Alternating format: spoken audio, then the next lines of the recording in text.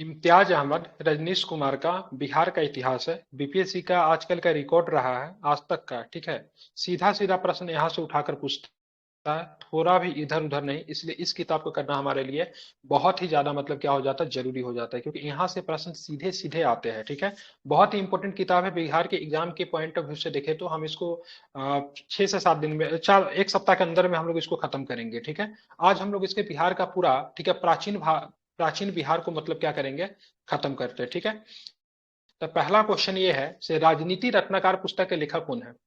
राजनीति रत्नाकर पुस्तक के लेखक कौन है, तो क्या बताएंगे, चंदेश्वर। ठीक है, क्या है, राजनीति रत्नाकर पुस्तक के लेखक कौन है, तो चंदेश्वर इसके लेखक है।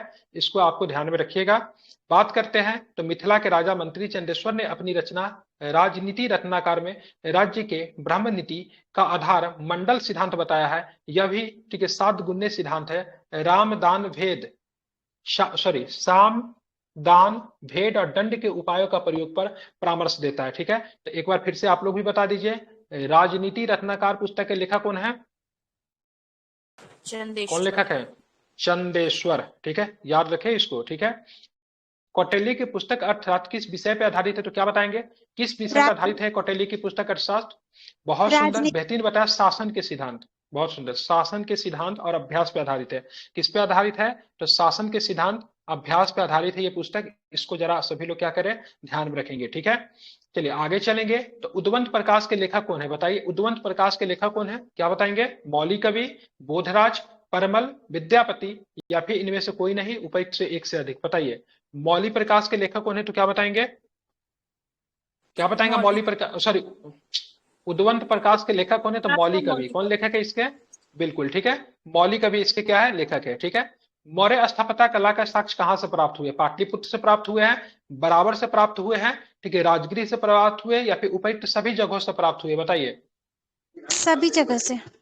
सभी जगह से। ये बराबर आप देख रहे हैं, ये बराबर की गुफा हुआ करती थी। बिहार में किस जिला में ये गुफा आपको देखने को मिलेगा, राजगीर में। जहानाबाद में। कहां पे है ये ये गुफा कहां पे है, तो जहानाबाद में। ठीक है, कहां पे है, जहानाबाद में है। ठीक है, बिल्कुल ठीक है। अब चलते बिहार पर। बिहार पर गहरवालों के आधापित्य का प्रमाण मिलता है। कहां से मिलता है, मनेर ताम्रपत्र से, ठीक है, मुंगेर ताम्रपत्र से, धर्मा स्वामिनी के वृत्तांत से, या फिर उपयुक्त में से कोई नहीं, क्या बताएंगे, ताम्रपत्र से। बहुत से, मनेर ताम्रपत्र से। ठीक है, इस किताब को हम लोग को 3 से 4 दिन में खत्म करना है। ठीक है, आज पूरा मैं इसमें एनिसेंट खत्म कर रहा हूँ, यहाँ से हूबहू प्रश्न पूछा जाता है। ठीक है, कल मैडम ने ज्योग्राफी करा ही दिया था। ठीक है, आज मैं इसको एनिसेंट खत्म करता हूँ, होता है तो इसको मेडिवल भी खत्म कर देते हैं आज। ठीक है, देखिए ये साफ साफ भी दिख रहा है, मैंने अपनी कैमरा से पिक्चर इसको लिया है।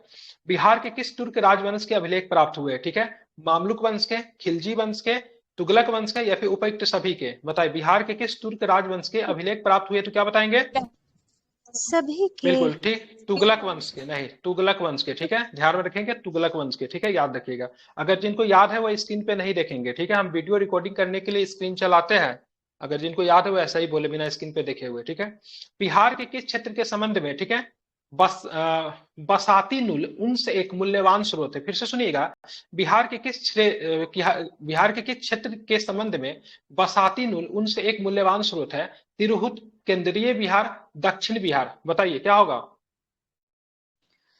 तिरहुत के बारे में भी पढ़ा। बिल्कुल तिरहुत। ठीक है, बहुत सुंदर, तिरहुत। ठीक है, बसाती नूल उन्स। ठीक है, याद रखिए। बिहार आने वाले महत्वपूर्ण चीनी यात्री का नाम बताइए। ठीक है, फाइहान, युआन चुआंग, ठीक है, या फिर इत्सिंग।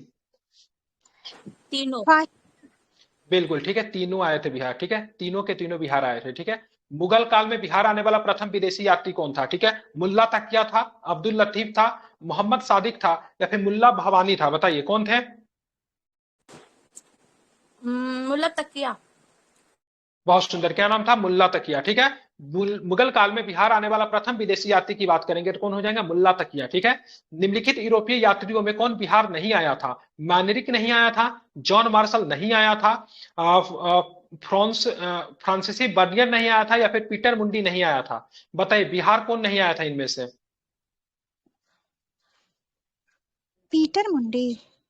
नहीं, ठीक है, फ्रांसीसी बर्नियर, ठीक, गलती लिखा है क्या, फ्रांसोए बर्नियर लिखे हुआ है, ठीक है, ये बिहार नहीं आया था, बाकी सारे के सारे आए थे, बर्नियर शायद ठीक है। साउथ में गया था।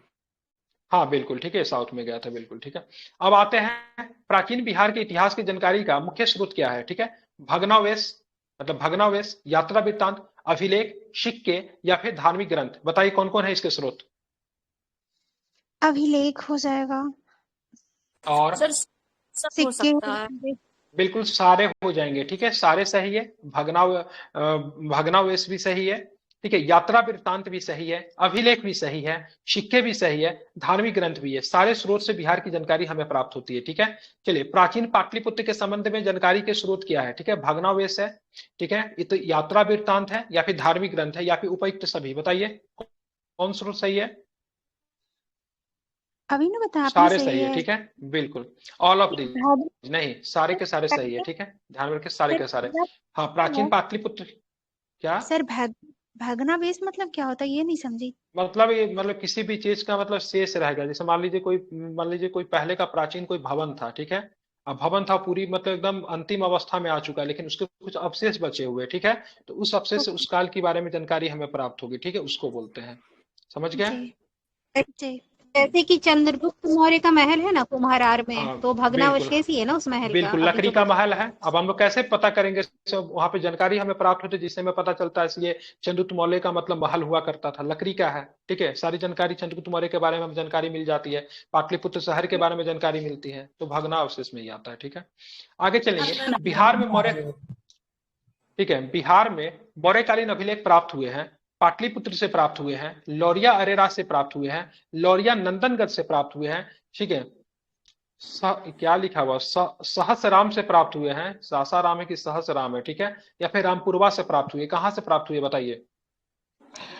पाटलिपुत्र कुछ लौरिया से भी हुआ था, लौरिया नंदगढ़ से भी, रामपुरवा से भी देखिए, हुआ था, बिहार में मौर्यकालीन सहस्राम से अभिलेख की भी बात हुआ था। करेंगे, ठीक है, तो पाटलिपुत्र को छोड़ के सभी जगहों से प्राप्त हुआ है, ठीक है, अभिलेख की बात हो रही है तो पाटलिपुत्र से अभिलेख नहीं प्राप्त हुआ है, बाकी सारे जगहों से हुआ है, जैसे लौरिया अरेराज से हुआ है, लौरिया नंदनगढ़ से हुआ है, सहसराम से हुआ है, ठीक है, रामपुरवा से हुआ है, ठीक है, सारे कथन सही है, केवल कहाँ से नहीं प्राप्त हुए हैं, तो ध्यान में इसको रखिएगा, पाटलिपुत्र से नहीं प्राप्त हुए, ठीक है। चलिए, अशोक का शिलालेख एक प्राप्त हुआ है, कहां से प्राप्त हुआ है, ठीक है, सहसराम से, ये सहसराम है कि सहसराम से, केसरिया से, रामपुरवा से, वैशाली से, ठीक है, सहस्राम से मिस्टेक नहीं लिखा हुआ है। सहस्राम मतलब क्या होता है।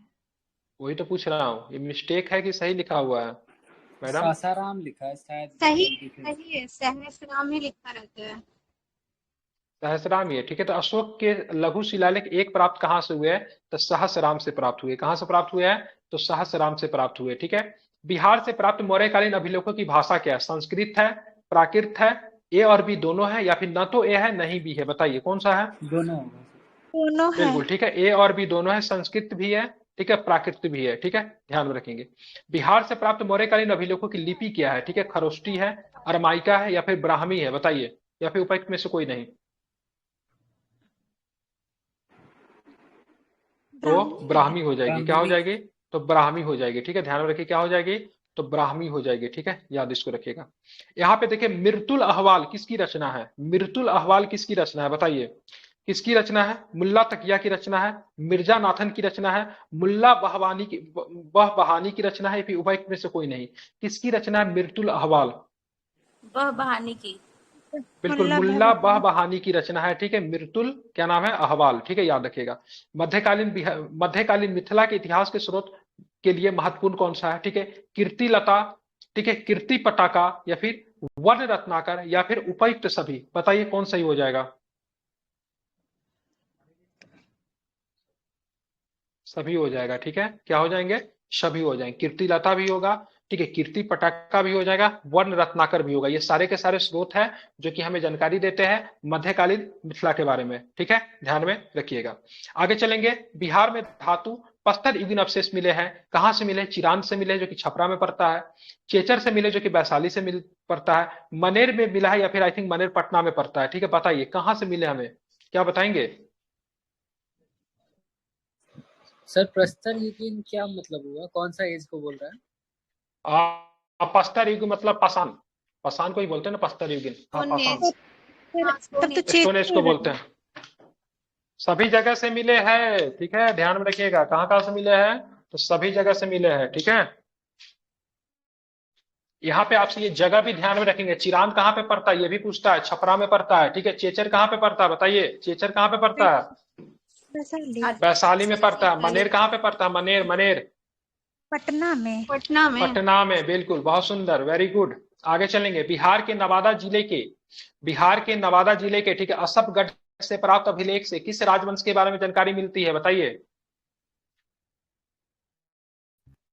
परवर्ती गुप्त वंश के बारे में। हाँ ठीक है, परवर्ती गुप्त उसी को बोलते हैं, ठीक है। इस किताब का तो वही रिकॉर्ड है, वंश। पता है? हाँ बिल्कुल, हाँ सही है, ठीक है। हूबहू प्रश्न यहाँ से आते हैं, ठीक है, बिना किसी चेंज किए हुए, ठीक है। और इस बार भी आएंगे, इसीलिए इस किताब को करना जरूरी है। इस किताब को करते हैं तो समझे 20 से 25 क्वेश्चन आपको बन जाते सीधा सीधा। 20 से 25 मार्क्स आपके श्योर हो जाते टोटल।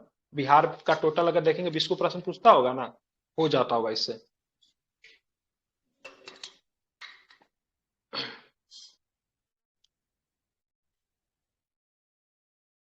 आगे चलेंगे तो 22 नंबर प्रश्न देखिए। बिहार प्रांत के आरा से प्राप्त, ठीक है, देव बरनाक का लेख तथा शाहपुर एवं मंदार बांका से प्राप्त लेखों में जानकारी मिलती है। किसकी जानकारी मिलती है? ठीक है, मौर्य युग के बारे में, नंद वंश के बारे में, गुप्त युग के बारे में, या फिर परवर्ती गुप्त के बारे में? बताइए। परवर्ती। बहुत सुंदर। किसके बारे में? परवर्ती गुप्त के बारे में मतलब जानकारी मिलती है, ठीक है। देव बरनाक के अभिलेख से परवर्ती गुप्त शासक देवगुप्त, विष्णुगुप्त एवं जीवित गुप्त द्वितीय का नाम मिलता है, ठीक है। फिर से रिपीट कर रहा हूं। बिहार प्रांत के आरा से प्राप्त देव बरनाक का लेख तथा शाहपुर एवं मंडार बांका से प्राप्त लेखों में किसकी जानकारी मिलती है? तो परवर्ती गुप्त वंश के बारे में जानकारी मिलती है। ज्यादा डिटेल्स में अगर पूछेगा परवर्ती गुप्त में किस शासक के बारे में जानकारी मिलती है, तो ध्यान में रखिएगा देवगुप्त, विष्णुगुप्त एवं जीवित गुप्त। पाल शासकों के बारे में जानकारी मिलती है, ठीक है, देवपाल के मुंगेर अभिलेख से, नारायण पाल का भागलपुर रामपत्रा अभिलेख से, ठीक है, महिपाल प्रथम के नालंदा एवं मुजफ्फरपुर अभिलेख से। कहां से जानकारी मिलती है बताइए? या फिर सभी से? सभी।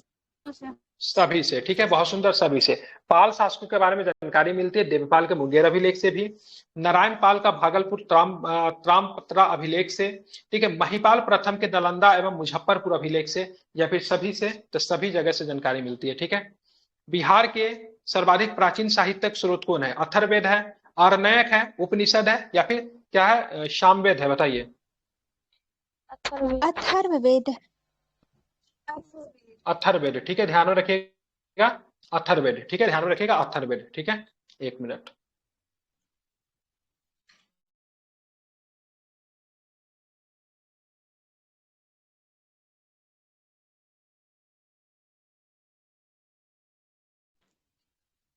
क्या? अथर्ववेद, ठीक है, ध्यान में रखिएगा। बिहार में स्थित महाजनपद के बारे में जानकारी मिलती है विनय पिटक से, अंगुत्तर निकाय से, कल्पसूत्र से, दीर्घ निकाय से? अंगुत्तर निकाय। बिल्कुल, अंगुत्तर निकाय, ठीक है, ध्यान में रखिएगा। महाजनपद के बारे में दो स्रोत से आपको जानकारी मिलती है। आप लोग भली बहुत ही परिचित है दोनों स्रोत का, जरा एक बार नाम बता दे हमें। भगवती सूत्र निकाय।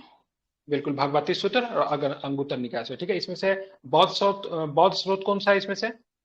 अंगुत्तर निकाय जैन अंगुत्तर है। निकाय बौद्ध है? हाँ, अंगुत्तर निकाय बौद्ध है, भगवती सूत्र जैन है। बिल्कुल ठीक है, चलिए ठीक है। नालंदा के सराय टीला में उत्खनन से प्राप्त हुआ है, क्या प्राप्त हुआ? मौर्य युग का बौद्ध विहार, गुप्त काल का मंदिर, या फिर आपको बताना है मौर्य काल का बौद्ध विहार, या फिर शुंग वंश का बौद्ध विहार। क्या प्राप्त हुआ बताइए? पाल काल का बौद्ध विहार। बिल्कुल, पाल काल का बौद्ध विहार जो है आपको यहाँ से प्राप्त होता है, ठीक है, ध्यान में रखिएगा पाल काल का बौद्ध विहार, ठीक है। बौद्ध साहित्य विनय पिटक एवं, ठीक है, दीर्घ निकाय से जानकारी मिलती है मगध के राजतंत्र में वैशाली के गणतंत्र को बारे में, ठीक है, या फिर क्या लिखा हुआ है, मौर्य काल के बिहार के बारे में, या फिर ए और बी दोनों के बारे में? बताइए क्या होगा? दोनों के बारे में। बिल्कुल, दोनों के बारे में आपको जानकारी मिलती है, ठीक है। बिहार में बड़े पैमाने पर उत्खनन कार्य करवाने वाला तथा नई प्राचीन स्थलों की खोज करने वाले पुरातत्ववेत्ता थे, ठीक है, Mortimer Wheeler, Dayaram Sahni, William Jones, या फिर कनिंगम? बताइए कौन थे? कनिंगम। बिल्कुल, कनिंगम थे, ठीक है, ध्यान में रखिएगा। बिहार में बड़े पैमाने पर उत्खनन कार्य करवाने वाला तथा कई प्राचीन स्थलों की खोज करने वाला पुरातत्ववेत्ता जो थे कनिंघम थे, ठीक है, ध्यान में रखिएगा। नालंदा में स्थित बड़ा गांव, ठीक है, नालंदा में स्थित बड़ा गांव मतलब नालंदा महाविहार का पता किसने लगाया, ठीक है, आर ब्रूस फ्रूट ने या फिर कनिंघम ने, फिर व्हीलर ने या फिर मैकेंजी ने, किसने पता लगाया? कनिंघम ने। बिल्कुल ठीक है, किसने पता लगा? कनिंघम ने पता लगा। इसका कुछ सोल्यूशन दिया हुआ है। वहां से 2 अभिलेख भी मिले हैं जिन पर नालंदा का नाम उत्कीर्ण है। बिहार शरीफ में कुमारगुप्त प्रथम और स्कंदगुप्त का प्रसिद्ध स्तंभ भी प्राप्त हुआ है। कनिंघम ने बोध गया के मंदिर को भी खोजा था। यह भी प्रश्न पूछता है, बोध गया का मंदिर को किसने खोजा था, तो क्या बताएंगे? कनिंघम। कनिंघम ने खोजा था, ठीक है। बोध गया का मंदिर को किसने खोजा था, तो कनिंघम ने खोजा था, ठीक है। पुरातत्ववेत्ता कनिंघम ने बिहार में खोज की। क्या क्या चीज की खोज की बिहार में? तो पुरातत्ववेत्ता कनिंघम ने बिहार में क्या क्या चीज को खोजा, देखिएगा सारे ऑप्शन इसमें सही। केसरिया स्तूप चंपारण को कनिंघम ने खोजा था। लोरिया अरेराज का अशोक स्तंभ को भी कनिंघम ने खोजा था। बसाड के अवशेषों के आधार पर वैशाली के प्राचीन स्थल को भी कनिंघम ने खोजा था। और उपायुक्त सभी, ठीक है, सारे चीजों को मतलब कनिंघम ने खोजा था। क्या क्या? तो केसरिया स्तूप चंपारण का, लोरिया अरेराज का अशोक का स्तंभ, बसाड के अवशेषों के आधार पर वैशाली के प्राचीन स्थल, और साथ में और किसको खोजा था? तो ऊपर हम लोग पढ़े हैं किसको, तो नालंदा, क्या नाम है इसका, नालंदा में स्थित बड़गांव, ठीक है, मतलब नालंदा महाविहार का भी पता इसने भी लगाया था, ठीक है। कनिंघम ने बोध गया के मंदिर को भी खोजा था, ठीक है। तो कनिंघम क्या हो जाता है, बहुत ज्यादा इंपॉर्टेंट हो जाता है, जरा इसको आप लोग याद रखें, ठीक है। विदेह के राजा जनक ने निष्क तथा सुवर्ण या शतनाम उपहार में दिए, ठीक है। यह यहाँ वर्णित है, किस लिए वर्णित है, ठीक है। तो यहाँ पे देखेंगे बृहदारण्यक उपनिषद में वर्णित है, शतपथ ब्राह्मण में वर्णित है, छंदोग्य उपनिषद में वर्णित है, या फिर उपर्युक्त में से कोई नहीं? छंदों नहीं, ठीक है, बृहदारण्यक उपनिषद, ठीक है, ध्यान में रखिएगा। विदेह के राजा जनक ने निष्क या सुवर्ण या सतनाम उपहार में दिए, यह यहाँ, ठीक है, कहाँ वर्णित है? तो ध्यान में रखिएगा बृहदारण्यक उपनिषद में वर्णित है। इसको जरा आपको क्या रखना है, ध्यान में रखना है, ठीक है, याद रखिएगा, ठीक है। बिहार से प्राप्त मौर्य अभिलेख की लिपि क्या है, बताइए। बिहार से प्राप्त जो मौर्य अभिलेख जो आया है उसकी लिपि क्या है, तो क्या बताएंगे? ब्राह्मी। खरोष्टी है, अरमाइका है, ग्रीक है, या फिर इनमें से कोई नहीं है, बताइए। ब्राही ब्राही था। बिल्कुल ब्राह्मी हो जाएगी, मतलब उपर्युक्त में से कोई नहीं, ठीक है, ब्राह्मी। चलिए बहुत अच्छी बात है, आप लोगों ने पकड़ लिया, ठीक है। बिहार से प्राप्त पहला द्विभाषीय अभिलेख किस मध्यकालीन शासक से संबंधित है? बिहार से प्राप्त पहला द्विभाषीय अभिलेख किस मध्यकालीन शासक से संबंधित है? बाबर से, अकबर से, शेरशाह से, या फिर शाहजहां से? बताइए, शेरशाह। बताइए किससे संबंधित है? शेरशाह बिल्कुल से। शेरशाह से, बिल्कुल शेरशाह से संबंधित, ठीक है। बिहार से प्राप्त पहला द्विभाषीय अभिलेख किस मध्यकालीन शासक से संबंधित है? तो मध्यकालीन शासक किससे बात हो रही है? तो शेरशाह की बात हो रही है, ठीक है। वह पहला मुगल शासक कौन था जिसने अभिलेख बिहार में मिले, ठीक है। वह पहला मुगल शासक कौन था जिसका अभिलेख बिहार में मिला? कौन था मुगल शासक, बताइए। अकबर, ठीक है। कौन हो जाएंगे? तो अकबर हो जाएंगे, ठीक है। कौन हो जाएंगे? तो अकबर हो जाएंगे। इसको आपको ध्यान में रखना है, ठीक है। ये स्क्रीन आप लोग को बड़ा दिख सकता है, आप लोग को कुछ नहीं करना, स्क्रीन पे क्लिक कीजिए, ठीक है। स्क्रीन पे क्लिक हो जाए तो अपने मोबाइल के ऊपर सेटिंग में जाना है। आप मोबाइल फोन को हॉरिजेंटल सेटिंग करने वाला होता है, ठीक है। अभी आप पोर्ट्रेट में रखे होंगे ना, उसको हॉरिजेंटल पे क्लिक कर अपने मोबाइल को घुमा ले, पूरा आपको स्क्रीन पे दिखेगा लैपटॉप की तरह, ठीक है। जो स्क्रीन देख रहे हैं तो वो भी कर सकते हैं, ठीक है, बता दिया। बाकी ऐसे भी तो दिख ही रहा है, पूरा स्क्रीन पे दिखेगा आपको। बौद्ध धार्मिक साहित्य कौन ग्रंथ प्राचीन बिहार के इतिहास के संबंध में जानकारी के स्रोत है, ठीक है। बौद्ध धार्मिक साहित्य में कौन ग्रंथ, ठीक है, प्राचीन बिहार के इतिहास के संबंध में जानकारी के स्रोत है, ठीक है। आपको बताना अंगुत्तर निकाय, दीघ निकाय, विनय पिटक, या फिर उपर्युक्त सभी? बताइए। अंगुत्तर निकाय या उपर्युक्त सभी? नहीं, दीघ निकाय। क्या होगा? दीघ निकाय, ठीक है, ध्यान में रखिए क्या हो जाएगा, दीघ निकाय, ठीक है। बौद्ध धार्मिक साहित्य में कौन ग्रंथ प्राचीन बिहार के इतिहास के संबंध में जानकारी की स्रोत है? तो क्या बताएंगे? दीघ निकाय। क्या हो जाएगा? दीघ निकाय। इसको आपको ध्यान में रखेंगे, ठीक है। सियर उल, ठीक है, सियर उल मुथाखरीन की रचना किसने की? सियर उल मुथाखरीन की रचना किसने की? देखिए इस तरह का प्रश्न पूछा जाता है, ठीक है, लगेगा सुने भी नहीं है, ठीक है, लेकिन इस किताब में सारे कॉन्सेप्ट को कवर कर दिया है, ठीक है। सियर उल मुथाखरीन की रचना किसने की? इसका नाम था गुलाम हुसैन, ठीक है, तबतबाई। क्या नाम था? गुलाम हुसैन तबतबाई। फिर से एक बार बोल दे रहा हूँ, सियर उल मुथाखरीन की रचना किसने की? आप लोग बोलिए ना जरा इसका नाम। गुलाम हुसैन तबतबाई। बिल्कुल, गुलाम हुसैन तबतबाई ने इसकी रचना की थी, ठीक है। आगे का प्रश्न देखिए, देखिए अब इसमें मिलान करना है, ठीक है, इसको जरा मिलान कीजिए, ठीक है। देखिए कुछ ज्यादा ही लंबा दे दिया है। इसका आंसर लिया है बी, ठीक है, मतलब ए का दू, ठीक है, मुझे खुद इसका याद नहीं है, ठीक है। रियाज उस सलातिन की रचना किसने की? गुलाम हुसैन सलीम ने की। किसने की? रियाज उस सलातिन की रचना किसने की? तो गुलाम हुसैन सलीम ने की, ठीक है। तारीखे शेरशाही की रचना किसने की? ये तो आपको पता होना चाहिए, तारीखे शेरशाही, इसका अब्बास शेरवानी ने की। किसने की? अब्बास शेरवानी ने की थी तारीखे शेरशाही की रचना, ये तो सबको पता है, ठीक है।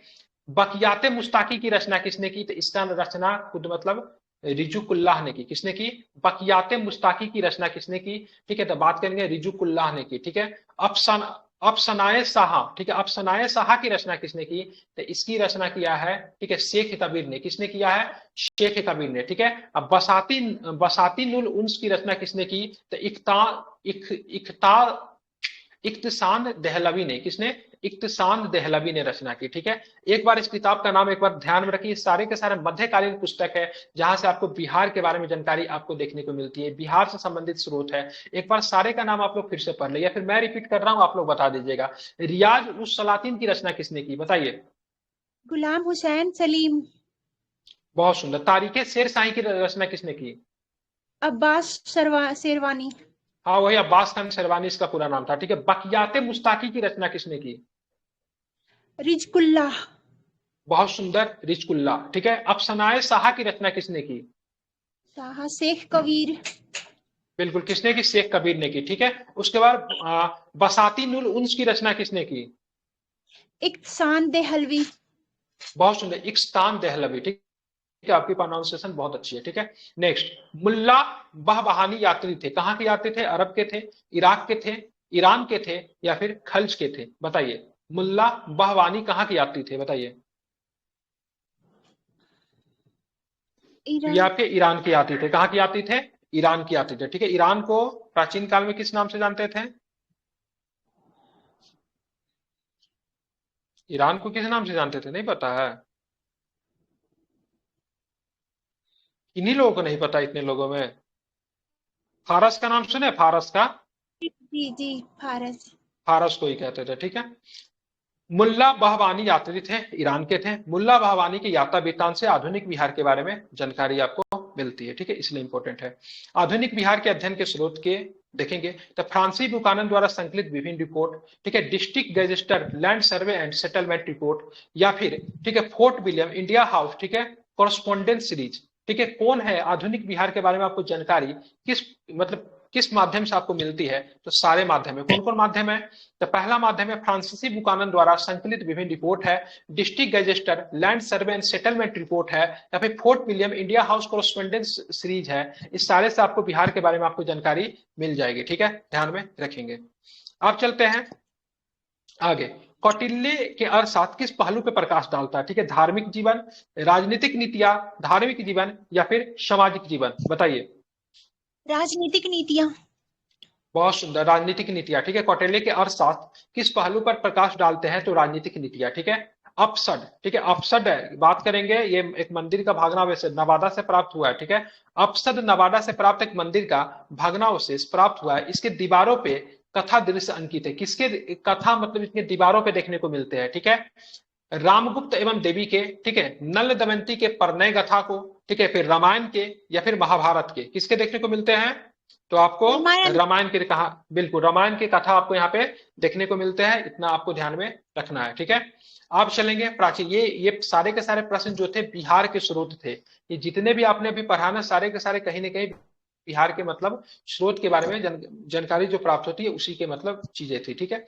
अब यहाँ पे चलेंगे प्राचीन बिहार। बिहार एक पूर्व ऐतिहासिक काल का आरंभ होता है, अनुमानतः कहां से आरंभ होता है? ठीक है, 40,000 ईसा पूर्व, 1,00,000 ईसा पूर्व, 70,000 ईसा पूर्व, या फिर 25,000 ईसा पूर्व? क्या बताएंगे? 40,000 ईसा पूर्व। बिल्कुल, तो 40,000 ईसा पूर्व ध्यान में रखेंगे, सभी लोग बोल सकते हैं, ठीक है, ऐसा कोई पाबंदियां नहीं है। बिहार में पूर्व ऐतिहासिक काल के अवशेष प्राप्त हुए हैं, कुल्हाड़ियों के फलक प्राप्त हुए हैं, चाकू एवं खुरपी प्राप्त हुए हैं, फिर मृदभान प्राप्त हुए हैं। बताना केवल एक और दो, एक और तीन, या फिर 1, 2, 3 सारे? सारे के सारे।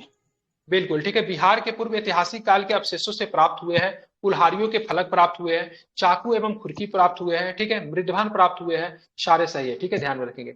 बिहार में आदि मानव के निवास के आरंभिक साक्ष्य कहां से प्राप्त हुए? चंपारण एवं मुजफ्फरपुर से, ठीक है, मुंगेर एवं नालंदा से, गया एवं डेहरी से, या फिर उपर्युक्त में से कोई नहीं? बताइए। मुंगेर एवं नालंदा से। बिल्कुल, कहां से? तो ध्यान में रखिएगा, मुंगेर एवं नालंदा से, ठीक है, इतना आपको ध्यान में रखना है, ठीक है।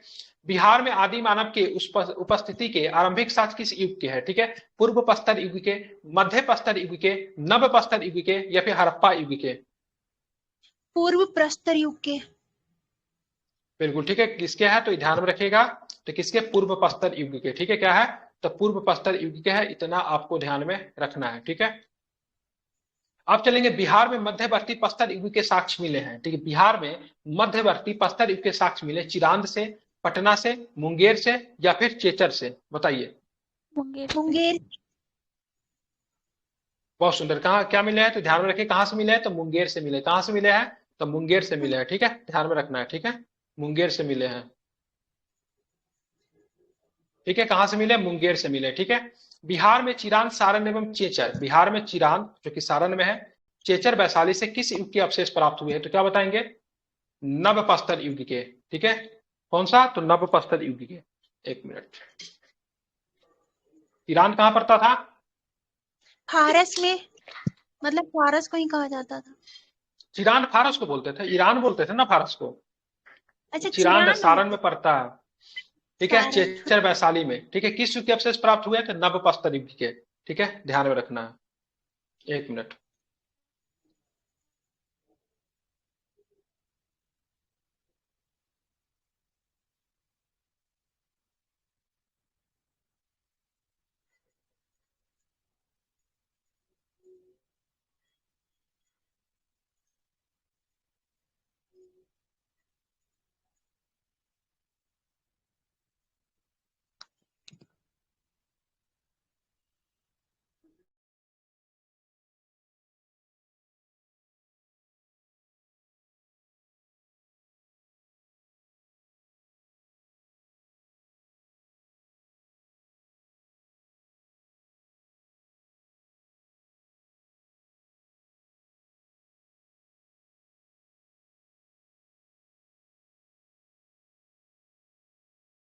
चलिए, तो क्या था यहाँ पे आपको ध्यान में रखना, बिहार में चिरान, सारण एवं चेचर वैशाली से किस युग के अवशेष प्राप्त हुए हैं? तो नव प्रस्तर युग के, ठीक है। बिहार में तराम प्रस्तर युग के, ठीक है, परवर्ती, ठीक है, बिहार में तराम प्रस्तर युग के परवर्ती चरण के अवशेष कहां से प्राप्त हुए? तो क्या बताएंगे? कहां से प्राप्त हुए? तो चिरान सारण से प्राप्त हुए, चेचर वैशाली से प्राप्त हुए, सोनपुर एवं मनेर से प्राप्त हुए, ठीक है, ध्यान में, उपयुक्त सभी हो जाएंगे, ठीक है, ध्यान में क्या रखिएगा? उपयुक्त सभी, ठीक है। बिहार में तराम प्रस्तर युग के परवर्ती चरण के अवशेष कहां से प्राप्त हुए? तो चिरान से प्राप्त हुए हैं, चेचर से प्राप्त हुए हैं, सोनपुर से प्राप्त हुए हैं, एवं मनेर से प्राप्त हुए, ठीक है, सारे के सारे सही है। आप चलते, ऐतिहासिक काल का आरंभ हो जाता बिहार में, ठीक है, बिहार सहित ऐतिहासिक काल जिसके लिखित स्रोत आपको देखने को मिलते हैं, ठीक है, इससे पहले वाले के जो बात है केवल स्रोत के ऊपर जानकारी प्राप्त आपको देखने को मिलती है प्रस्तर युग, पाषाण काल के, ठीक है, कोई लिखित साक्ष्य आपको नहीं मिलेंगे, लेकिन यहाँ पे सारे का आपको लिखित साक्ष्य आपको यहाँ से देखने को मिल जाते हैं, ठीक है। बिहार सहित, ठीक है, पूर्वी भारत में आर्यों का आगमन हुआ अनुमानतः कब होता है? ठीक है, ऋग वैदिक काल में, महाजनपद काल में, उत्तर वैदिक काल में, या फिर उपर्युक्त में से कोई नहीं? बताइए कब होगा? तो उत्तर वैदिक काल में। कब होगा? उत्तर वैदिक काल में, ठीक है। साल अगर पूछेगा, ईसा पूछेगा तो ध्यान रखिएगा 800 ईसा पूर्व के आसपास में बिहार में आपको क्या होता है? तो बिहार में आपको क्या होता है? तो किसकी मतलब आगमन होता है? तो आर्यों का आगमन होता है, ठीक है। बिहार सहित पूर्वी भारत में आर्यों के विस्तार में सहायक था, क्या था? व्यापार का विस्तार, ठीक है, लोहे का उपयोग, ठीक है, साम्राज्य विस्तार, या फिर कृषि का विस्तार। तो बिहार सहित पूर्वी भारत में आर्यों का विस्तार का सबसे प्रमुख कारण क्या था? लोहे का उपयोग। क्या था? लोहे का उपयोग, ठीक है। उसके बाद श्रुति तथा किंवदंती, श्रुति तथा किंवदंती के अनुसार महाभारत युद्ध के समय बिहार में मुख्य राज्य कौन कौन थे? ये इंपॉर्टेंट प्रश्न है, ठीक है। मगध तथा विदेह थे, अंग एवं लिच्छवी थे, ए और बी दोनों थे, या फिर उपर्युक्त में से कोई नहीं? बताइए, मगध एवं विदेह, अंग एवं लिच्छवी, क्या महाभारत युद्ध में, ठीक है, बिहार के मुख्य राज्य थे? तो बिल्कुल थे, ठीक है, ध्यान में रखिएगा, दोनों के दोनों थे, मगध तथा विदेह भी थे, तो अंग एवं लिच्छवी भी थे, ठीक है। वेद के किस ग्रंथ में बिहार के विदेह राज्य में आर्य के आगमन का निवास साक्ष्य विवरण मिलता है? ठीक है, वेद के किस ग्रंथ में बिहार के विदेह राज्य में आर्य के आगमन का निवास निवास का, ठीक है, साक्ष्य विवरण आपको देखने को मिलता है तो शतपथ ब्राह्मण में। कहां पे मिलता है? तो शतपथ ब्राह्मण में, ठीक है। फिर से रिपीट कर रहा हूं, वेद के किस ग्रंथ में बिहार के विदेह राज में आर्यों का आगमन का निवास साक्ष्य विवरण मिलता है? तो शतपथ ब्राह्मण में, ठीक है। विदेह की प्रथम चर्चा शतपथ ब्राह्मण में ही मिलती है, ठीक है। विदेह राज्य की प्रथम चर्चा कहां मिलती है?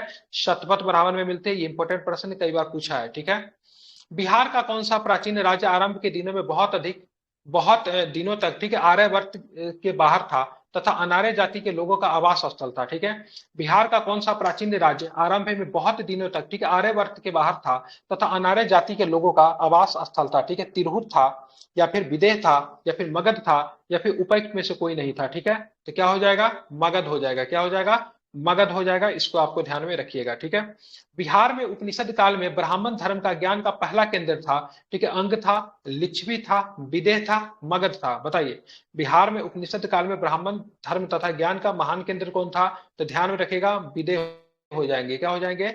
विदेह हो जाएंगे, ठीक है। विदेह के राजा जनक प्रसिद्ध दार्शनिक थे, ठीक है। कुछ कुछ राज्यों के राजा जो थे दार्शनिक थे, ठीक है। ये भी जो थे दार्शनिक राजा थे। यहाँ यह राज व्याकरण, साहित्य तथा दर्शन शास्त्र का महत्वपूर्ण केंद्र होता था, ठीक है। राजा जनक को तो आप लोग जानते हो, सीता माता के, ठीक है, पिताजी, ठीक है।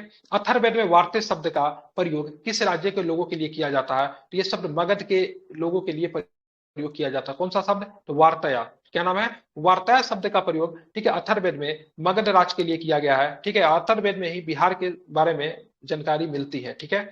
अथर्ववेद में एक सूक्त में पहली बार मगध का वर्णन देखने को मिलता है, ठीक है। तो अथर्ववेद के एक सूक्त में पहली बार बात करेंगे, ठीक है, तो मगध के बारे में आपको जानकारी देखने को मिलती है, ठीक है। पूछेगा मगध के बारे में पहली जानकारी आपको कहां से मिलती है? तो कहां से मिलेगी? अथर्ववेद में, ठीक है। अथर्ववेद में मगध को क्या बताया गया? तो वार्तय बताया गया है। इसको आपको ध्यान में रखना है, ठीक है। बिहार में कौन सा राज्य उत्तर वैदिक काल का एक महत्वपूर्ण राज्य था? बिहार में कौन सा राज्य उत्तर वैदिक काल का एक महत्वपूर्ण राज्य था? तो विदेह राज हो जाएगा। क्या हो जाएगा? विदेह राज हो जाएगा। इसको आपको ध्यान में रखना है। बिहार के भौगोलिक क्षेत्र की चर्चा सर्वप्रथम किस साहित्यिक रचना से मिलती है? ध्यान में रखें, शतपथ ब्राह्मण से मिलती है, ठीक है। अगर पूछेगा बिहार के भौगोलिक क्षेत्र की रचना सर्वप्रथम किस साहित्यिक रचना से मिलती है? तो शतपथ ब्राह्मण से मिलती है। इतना आपको ध्यान में रखना है, ठीक है। आगे चलेंगे तो महाजनपद काल में भी बिहार का बहुत बड़ा योगदान रहेगा, क्योंकि बहुत सारे महाजनपद आपको बिहार में आपको देखने को मिलते हैं। मगध सबसे प्रमुख महाजनपद था जो कि बिहार में विकसित हुई थी, तो महाजनपद से भी बिहार के प्रश्न बन जाते हैं, ठीक है। 6वीं शताब्दी ईसा पूर्व में भारत में 16 महाजनपदों का उदय हुआ। इनमें से कितने महाजनपद वर्तमान बिहार में थे? तो ध्यान में रखें, 3 महाजनपद आपको वर्तमान बिहार में देखने को मिलते हैं। बहुत इंपॉर्टेंट है, इसको भी जरा ध्यान में रखें। कितने महाजनपद थे वर्तमान बिहार में? तो 3 महाजनपद जो है आपको वर्तमान बिहार में आपको देखने को मिलते हैं। सबसे पहले बात करेंगे कौन कौन? एक मगध हो जाएगा। क्या हो जाएगा? एक मगध हो जाएगा, ठीक है। आप बताइए, एक अंग हो जाएगा। एक बताइए, एक कौन हो जाएगा? मगध, अंग और कौन?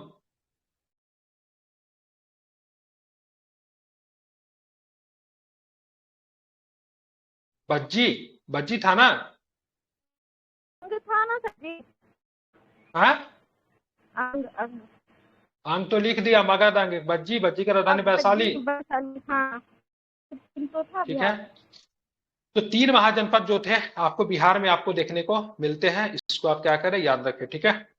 चलिए आप चलेंगे, निम्नलिखित में से कौन सा महाजनपद वर्तमान बिहार क्षेत्र में स्थित नहीं था? ठीक है, तो अंग बताया, बज्जी बताया, ठीक है, मगध तो बताया, वत्स नहीं था, ठीक है। क्या था? वत्स नहीं था, ठीक है। इसको आपको क्या रखेंगे, ध्यान में रखेंगे, ठीक है। आगे चलेंगे, बिहार के किन क्षेत्रों में अंग महाजनपद पाया जाता था? भागलपुर वाला क्षेत्रफल, ठीक है। तो भागलपुर और मुंगेर में बात करेंगे तो अंग महाजनपद आपको देखने को मिलता है, ठीक है। अंग महाजनपद की राजधानी कहाँ थी? तो अंग का राजधानी की बात करेंगे चंपा। अंग की राजधानी कहाँ थी? चंपा थी, ठीक है। बुद्ध के समय चंपा की गणना भारत के 6 महानगरियों में की जाती थी। यह भी इंपॉर्टेंट है आपके लिए। बिहार में पटना तथा गया जिला किस महाजनपद में सम्मिलित था? तो ये दोनों के दोनों मगध में आते थे, ठीक है। किस में आते थे? मगध में आते थे, ठीक है। मगध महाजनपद की राजधानी कहाँ थी? तो मगध महाजनपद की राजधानी की गिरिब्रज थी, लेकिन बाद में इसकी राजधानी पाटलिपुत्र हो गई थी, ठीक है। तो कभी कभी प्रारंभिक राजधानी पूछता है, और ऐसे अगर पूछेगा ए और बी दोनों, तो ध्यान में रखिएगा, दोनों को दोनों ऑप्शन हो जाएगा। इनमें से एक से अधिक पूछेगा तो ध्यान में रखिएगा। वैसे अगर प्रारंभिक राजधानी अगर बाय द वे अगर पूछता है तो प्रारंभिक राजधानी में क्या होगा? तो प्रारंभिक राजधानी में गिरिब्रज राजगीर ही होगा, ठीक है। मगध तथा अंग महाजनपद में कौन सी नदी पृथक करती थी, ठीक है, तो ये आपको चंपा नदी पृथक करती थी, ठीक है। मगध तथा अंग महाजनपद को कौन सी नदी पृथक करती थी, तो चंपा नदी पृथक करती थी, ठीक है।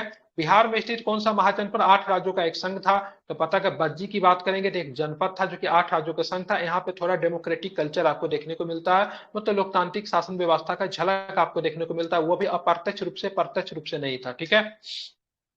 बज्जी संघ में कौन सा सम्मिलित नहीं था, बज्जी संघ में कौन सा राज्य सम्मिलित नहीं था, तो ध्यान, चेदी नहीं था, ठीक है। क्या नहीं था, चेदी नहीं था। लिच्छवी शामिल था जहां पे डेमोक्रेसी था, ठीक है। ज्ञातक शामिल था, विदेश शामिल था, बट चेदी नहीं शामिल था, ठीक है। बज्जी संघ की राजधानी कहाँ थी, तो बज्जी संघ की राजधानी की बात करेंगे तो वैशाली थी। कहाँ थी, बज्जी संघ की राजधानी की बात करेंगे तो कहाँ थी, तो वैशाली थी। कहाँ थी, तो वैशाली इसकी राजधानी हुआ करती थी। इसको आपको क्या रखना है, ध्यान में रखना है। लिच्छवी की राजधानी कहाँ थी, तो वैशाली थी, यह भी आप ध्यान में रखें, ठीक है। बिहार के भागों में स्थित कौन सा महाजनपद गणतंत्र था, तो पहले ही बात कर चुका, बज्जी जो था क्या था, गणतंत्र था। इसको आपको क्या रखना है, ध्यान में रखना है, ठीक है। ईसा पूर्व छठी सदी में विश्व की प्रथम गणतात्मक व्यवस्था कहाँ थी, बीपीएससी में पूछ चुका है ये प्रश्न, तो ये आपको वैशाली में थी। कहाँ पे थी, तो वैशाली में थी। इसको आपको ध्यान में रखना है, ठीक है। मगध की प्रथम राजधानी कौन थी, तो मगध की प्रथम राजधानी देखिए पूछ दिया ना, प्रथम राजधानी कौन थी, वहां पे तो सीधे ये लिया था, लेकिन यहाँ पे प्रथम राजधानी राजगीर थी, बाद में पाटलिपुत्र भी बनी थी, ठीक है। प्राचीन भारत के 16 महाजनपदों में से एक था, पूछेगा प्राचीन भारत में 16 महाजनपदों में एक कौन था, तो अंग था, ठीक है, ध्यान में रखिएगा, अंग था। प्राचीन भारत में 16, क्योंकि चंपा तो क्या थी, राजधानी थी ना, महाजनपद का नाम तो नहीं था, नालंदा भी नहीं था, वैशाली भी नहीं थी, ठीक है, अंग था, ठीक है, जो कि मतलब किसकी, इसकी राजधानी कहाँ थी, अंग की राजधानी कहाँ थी, तो चंपा हो जाएगा, ठीक है। वर्तमान में चंपा। भागलपुर मुंगेर वाला जो क्षेत्र जो था वही था, ठीक है, ध्यान में रखे इसको, ठीक है। आगे चलेंगे, विश्व का पहला गणतंत्र वैशाली किसके द्वारा स्थापित किया गया था, तो लिच्छवियों के द्वारा स्थापित किया गया था। ये भी जरा आपको क्या रखने हैं, ध्यान में रखने हैं, ठीक है। चलिए अब बात करते हैं जैन धर्म, ठीक है, क्या पढ़ेंगे, जैन धर्म में देखते हैं बिहार में क्या स्थिति रही थी।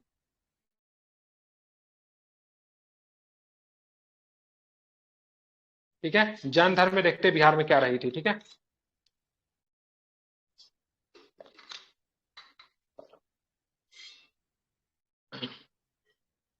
जैन धर्म के वास्तविक संस्थापक और 24वें एवं अंतिम तीर्थंकर महावीर का जन्म कहाँ हुआ था, तो कुंडग्राम में हुआ था। कहाँ पे हुआ था, कुंडग्राम में हुआ था, ठीक है। महावीर का बचपन का नाम क्या था, वर्धमान था।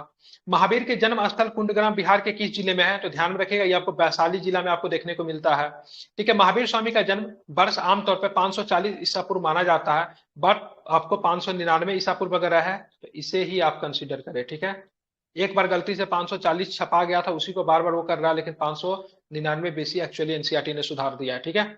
महावीर स्वामी के पिता सिद्धार्थ का संबंध था, कहां से था, बज्जी संघ से बिलोंग करते थे। कहां से बिलोंग करते थे, बज्जी संघ से बिलोंग करते थे। सिद्धार्थ बज्जी संघ के गणराज्य कुंडग्राम के ज्ञात्रिक क्षत्रियों के क्या थे, प्रमुख थे, ठीक है। इसको आपको ध्यान में रखना है। आगे चलेंगे तो महावीर स्वामी की माता त्रिशला, ठीक है, विदेह दत्ता राजकुमारी थी, ठीक है। कहाँ की राजकुमारी थी, लिच्छवी की राजकुमारी थी। कहाँ की राजकुमारी थी, लिच्छवी की राजकुमारी थी, ठीक है। त्रिशला लिच्छवी प्रमुख चेटक की मतलब क्या थी, बहन थी, ठीक है। इसको आपको ध्यान में रखना है, लिच्छवी प्रमुख मतलब चेटक की मतलब क्या थी, बहन थी। महावीर स्वामी ने अपना अंतिम उपदेश दिया था, कहाँ दिया था, तो पावापुरी में दिया था। कहाँ दिया था, पावापुरी में दिया था। इसको आपको ध्यान में रखना है, ठीक है। पावापुरी बिहार के नालंदा जिला में स्थित है। अगर पूछेगा पावापुरी बिहार के किस जिले में स्थित है, तो नालंदा जिले में स्थित है, ठीक है, राजगीर के पास पड़ता है, ठीक है। आगे चलेंगे, महावीर की मृत्यु मतलब निर्माण कहाँ पे हुई, तो ये पावापुरी में ही आपका उनको निर्माण की प्राप्ति हुई थी, ये आपको ध्यान में रखना है, ठीक है। आप चलेंगे, प्रथम जैन संगीति का आयोजन कहाँ हुआ, तो प्रथम जैन संगीति का आयोजन पाटलिपुत्र में हुआ था। दूसरी जैन संगीति और अंतिम जैन संगीति का आयोजन पल्लवी में हुआ था, जो कि 2 ही बौद्ध जैन संगति हुई है और 4 बौद्ध संगति हुई है, ये आपको ध्यान में रखना। पल्लवी कहाँ पड़ता है, तो गुजरात में पड़ता है, ठीक है।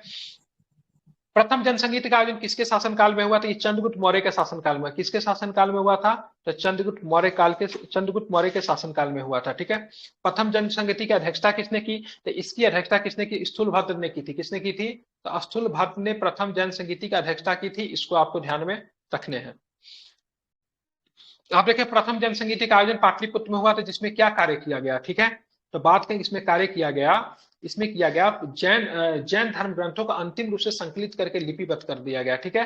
प्रथम जैन संगीति का आयोजन पाटलिपुत्र में हुआ था। क्या कार्य हुआ था, आप बात करेंगे तो इसमें जैन ग्रंथों को अंतिम रूप से संकलित करके लिपिबद्ध किया गया था। जैन धर्म के महत्वपूर्ण 12 अंगों का परिणयन किया गया एवं जैन धर्म को 2 भागों श्वेतांबर और दिगंबर में मतलब क्या हो गया, विभाजन हुआ। कई तरह के प्रश्न पूछे जाएंगे इसके। सबसे पहला प्रश्न पूछाएगा, ठीक है, प्रथम जैन संगीति का आयोजन पाटलिपुत्र में हुआ, सही है। प्रथम जैन संगीति का अध्यक्षता के स्थूलभद्र ने की, ठीक है। जैन धर्म ग्रंथों का अंतिम रूप से संकलित करके लिपिबद्ध कब किया गया, मतलब कहाँ पे किया गया था, प्रथम जैन संगीति में किया गया। नहीं अगर सर, पूछेगा जैन धर्म पल्लवी में किया गया था ना, इस पे किया गया था। क्या किया गया था, ये पहला वाला में नहीं किया गया, दूसरे वाला में किया गया था। पहला वाला में सिर्फ जीत होता है ना। गलत है क्या लिख दिया है? डी लिया है सिर्फ, कहाँ डी लिया है, ठीक है। देख लिखा पहले नेटवर्क नहीं आ रही, नेटवर्क में आके बात कीजिए, ठीक है। बी ऑप्शन लिया है तो दोनों तो ठीक है। नहीं, गलत टिक। नीचे देखिए उत्तर बी लिखा हुआ है, वो तीन ऑप्शन है, उपयुक्त और दोनों जो आप घेरे हुए हैं। ठीक है, ठीक है सर। अच्छा, अंतिम रूप से सर बी लिपिबद्ध लिया नहीं हुआ हुआ था, ठीक है। उत्तर बी में क्या है, क्या कर दिया, कैसा किताब बी छापता है, में वही गुस्सा आ है, रहा है जन देखिए। धन के महत्वपूर्ण 12 अंगों में। हाँ ठीक है, अंतिम रूप से लिपिबद्ध नहीं किया गया था, ठीक है, सही, अंतिम रूप से लिपिबद्ध नहीं किया गया था, ठीक है, सॉरी फॉर दैट, ठीक है। चलिए, जैन धर्म के 12 तीर्थकर, ठीक है, बसु पूज्य की जन्मस्थली थी, ठीक है, कहाँ थी, चंपा में थी, ठीक है। जैन धर्म के 12वें तीर्थकर, ठीक है, बसु पूज्य की जन्मस्थल कहाँ थी, तो चंपा में थी, ठीक है। अब आते हैं बौद्ध धर्म में, ठीक है। अब बौद्ध धर्म में आते हैं, बौद्ध धर्म के कुछ प्रश्न को देखेंगे। तो सबसे पहले आपको देखना है, बौद्ध धर्म के संस्थापक गौतम बुद्ध के गृह त्याग के उपरांत सर्वप्रथम किए गए थे। बौद्ध धर्म के संस्थापक गौतम बुद्ध ने गृह त्याग के उपरांत सर्वप्रथम गए थे, कहाँ गए थे, ठीक है, वैशाली के समीप, ठीक है, अलार कलाम के आश्रम में गए थे, ठीक है। कहाँ पे गए थे, ये इनके प्रथम गुरु भी बने थे। वैशाली के समीप अलार कलाम के आश्रम में गए थे, ये प्रथम गुरु भी बने थे, ठीक है। गौतम बुद्ध ने कहा, ठीक है, कौंडिन्य और 5 ब्राह्मण मिले, ठीक है। तो गौतम बुद्ध को कहा कौंडिन्य और 5 ब्राह्मण मिले, तो ये इनको मिलता है उरुबोला में, ठीक है। उरुबोला बौद्ध गया को कहते हैं, ठीक है, ध्यान में रखेंगे, ठीक है। उरुबोला किसे कहते हैं, बौद्ध गया को बोले। ऋषिपट्टनम किसे बोलते हैं, ऋषिपट्टनम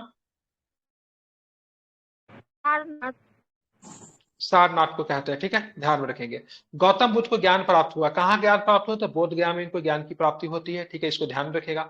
गौतम बुद्ध को किस नदी के किनारे ज्ञान की प्राप्ति हुई, किस नदी के किनारे ज्ञान की प्राप्ति हुई, ठीक है, तो ध्यान रखेगा, इनको निरंजना नदी के किनारे मतलब ज्ञान की प्राप्ति हुई, ठीक है। बात करते हैं, उन्हें ज्ञान की प्राप्ति बोध गया में निरंजना नदी के किनारे एक पेपल ब्रिज के मतलब नीचे हुई थी। कहाँ हुई थी, तो एक पेपल ब्रिज के नीचे मतलब उनको ज्ञान की प्राप्ति हुई थी, इतना आपको ध्यान में रखना है, ठीक है। राजगीर में आयोजित प्रथम बौद्ध संगीति में कौन कौन कार्य हुए, ठीक है। ऑप्शन सुनिएगा, बौद्ध धर्म को 2 भागों यानी, ठीक है, स्थाविर और, ठीक है, महासंघी के रूप में विभाजित हुआ। दूसरा क्या है, बुद्ध की शिक्षाओं का संकलन सूत और विनय पिटक में हुआ। या फिर, ठीक है, बौद्ध धर्म 2 भागों में हीनयान और महायान संप्रदायों में बट गया, या फिर उपयुक्त में से कोई नहीं, ठीक है। पूछ रहा है राजगीर में आयोजित प्रथम बौद्ध संगीति में कौन कार्य हुए, तो इसको ध्यान में आपको रखना है, कौन सा कार्य होगा, तो बुद्ध की शिक्षाओं का संकलन सूत और विनय पिटक में हुआ। किसमें हुआ, तो सूत और विनय पिटक में आपको यहाँ पे होता है, ठीक है, ऑप्शन नंबर बी। अब पूछेगा सर दूसरा बौद्ध संगीति कब हुआ, तो क्या बताएंगे, 383। ठीक है, कब हुआ, 383, बिल्कुल, दूसरा वाला 383 में, ठीक है, ध्यान में रखेंगे, ठीक है, ठीक। चलिए उसके बाद बात करते हैं द्वितीय बौद्ध संगीति का आयोजन वैशाली में हुआ, ठीक है। इसमें किए गए कार्य क्या लिखता है किताब में, द्वितीय बौद्ध संगीति का आयोजन वैशाली में हुआ, तो इसमें किए गए कार्य क्या था, किए गए कार्य किए थे, ठीक है, ध्यान रखिएगा। बौद्ध धर्म 2 भागों में स्थाविर और महासंघी के रूप में विभाजित हुआ। बुद्ध की शिक्षाओं का संकलन सूत और विनय पिटक में हुआ, ठीक है। कुछ कठोर नियम बनाए गए, अधिगम पिटक का संकलन हुआ, ठीक है, उपयुक्त में से कोई नहीं। बताइए क्या सही है, दूसरा वाला में क्या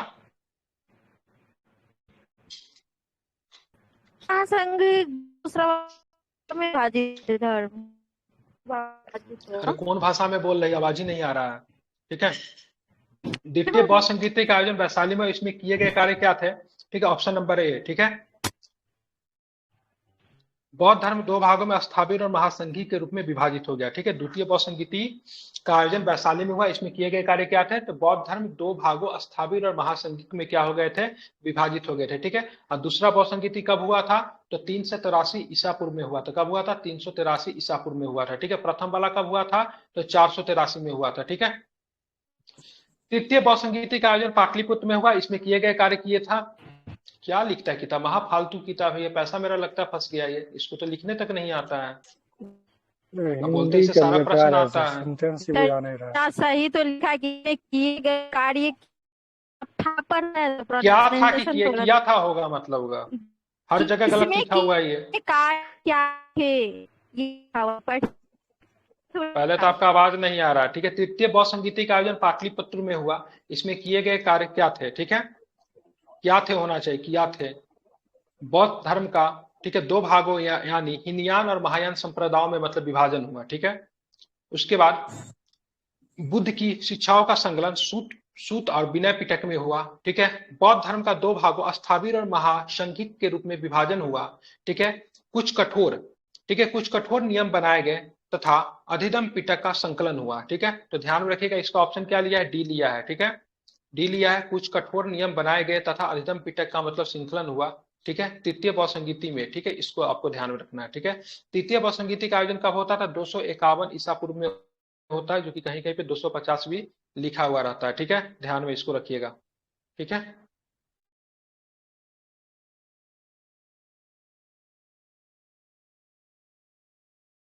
चलिए आप चलते आगे 8 नंबर। ठीक है, निम्नांकित में से किस नगर में महात्मा बुद्ध का घनिष्ठ संबंध रहा? ठीक है, निम्नांकित में से किस नगर में महात्मा बुद्ध का घनिष्ठ संबंध रहा? ठीक है, तो ध्यान, उपयुक्त तो सभी से रहते हैं, बोधगया में रहते हैं, राजगीर में भी, वैशाली में भी इनके मतलब संबंध रहे थे। ठीक है, घनिष्ठ संबंध रहे थे। ठीक है, महात्मा बुद्ध ने पाटलिपुत्र के विनाश के कारणों की भविष्यवाणी की थी, उनमें से सम्मिलित थी। ठीक है, तो ध्यान में रखिएगा, बाढ़ हो सकता था, अग्नि हो सकता था, आंतरिक कहल हो सकता था, कलह हो सकता था। सारे के सारे कारण जो थे उन्होंने बताया थे। इन कारणों से मतलब क्या हो सकता है? क्या हो सकता है? विनाश हो सकता है पाटलिपुत्र का। ठीक है, ध्यान में रखिएगा। ये किताब को पढ़ने वाला अभी भी 70 के दशक का फीलिंग आता है। ठीक है, 70 के दशक के जो किताब जो होते थे ना, ऐसे ही होते थे, जो कि हाथ वाले टाइपराइटर से वो खट खट खट खट खट खट खट लिखा जाता था, वही वहाँ फालतू किताब बनाया हुआ है। अभी के समय का कहीं थोड़ा इंटरेस्टिंग किताब बनना चाहिए।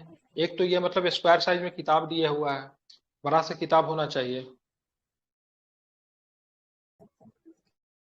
थोड़ा सा रंग प्रिंटिंग भी होना चाहिए।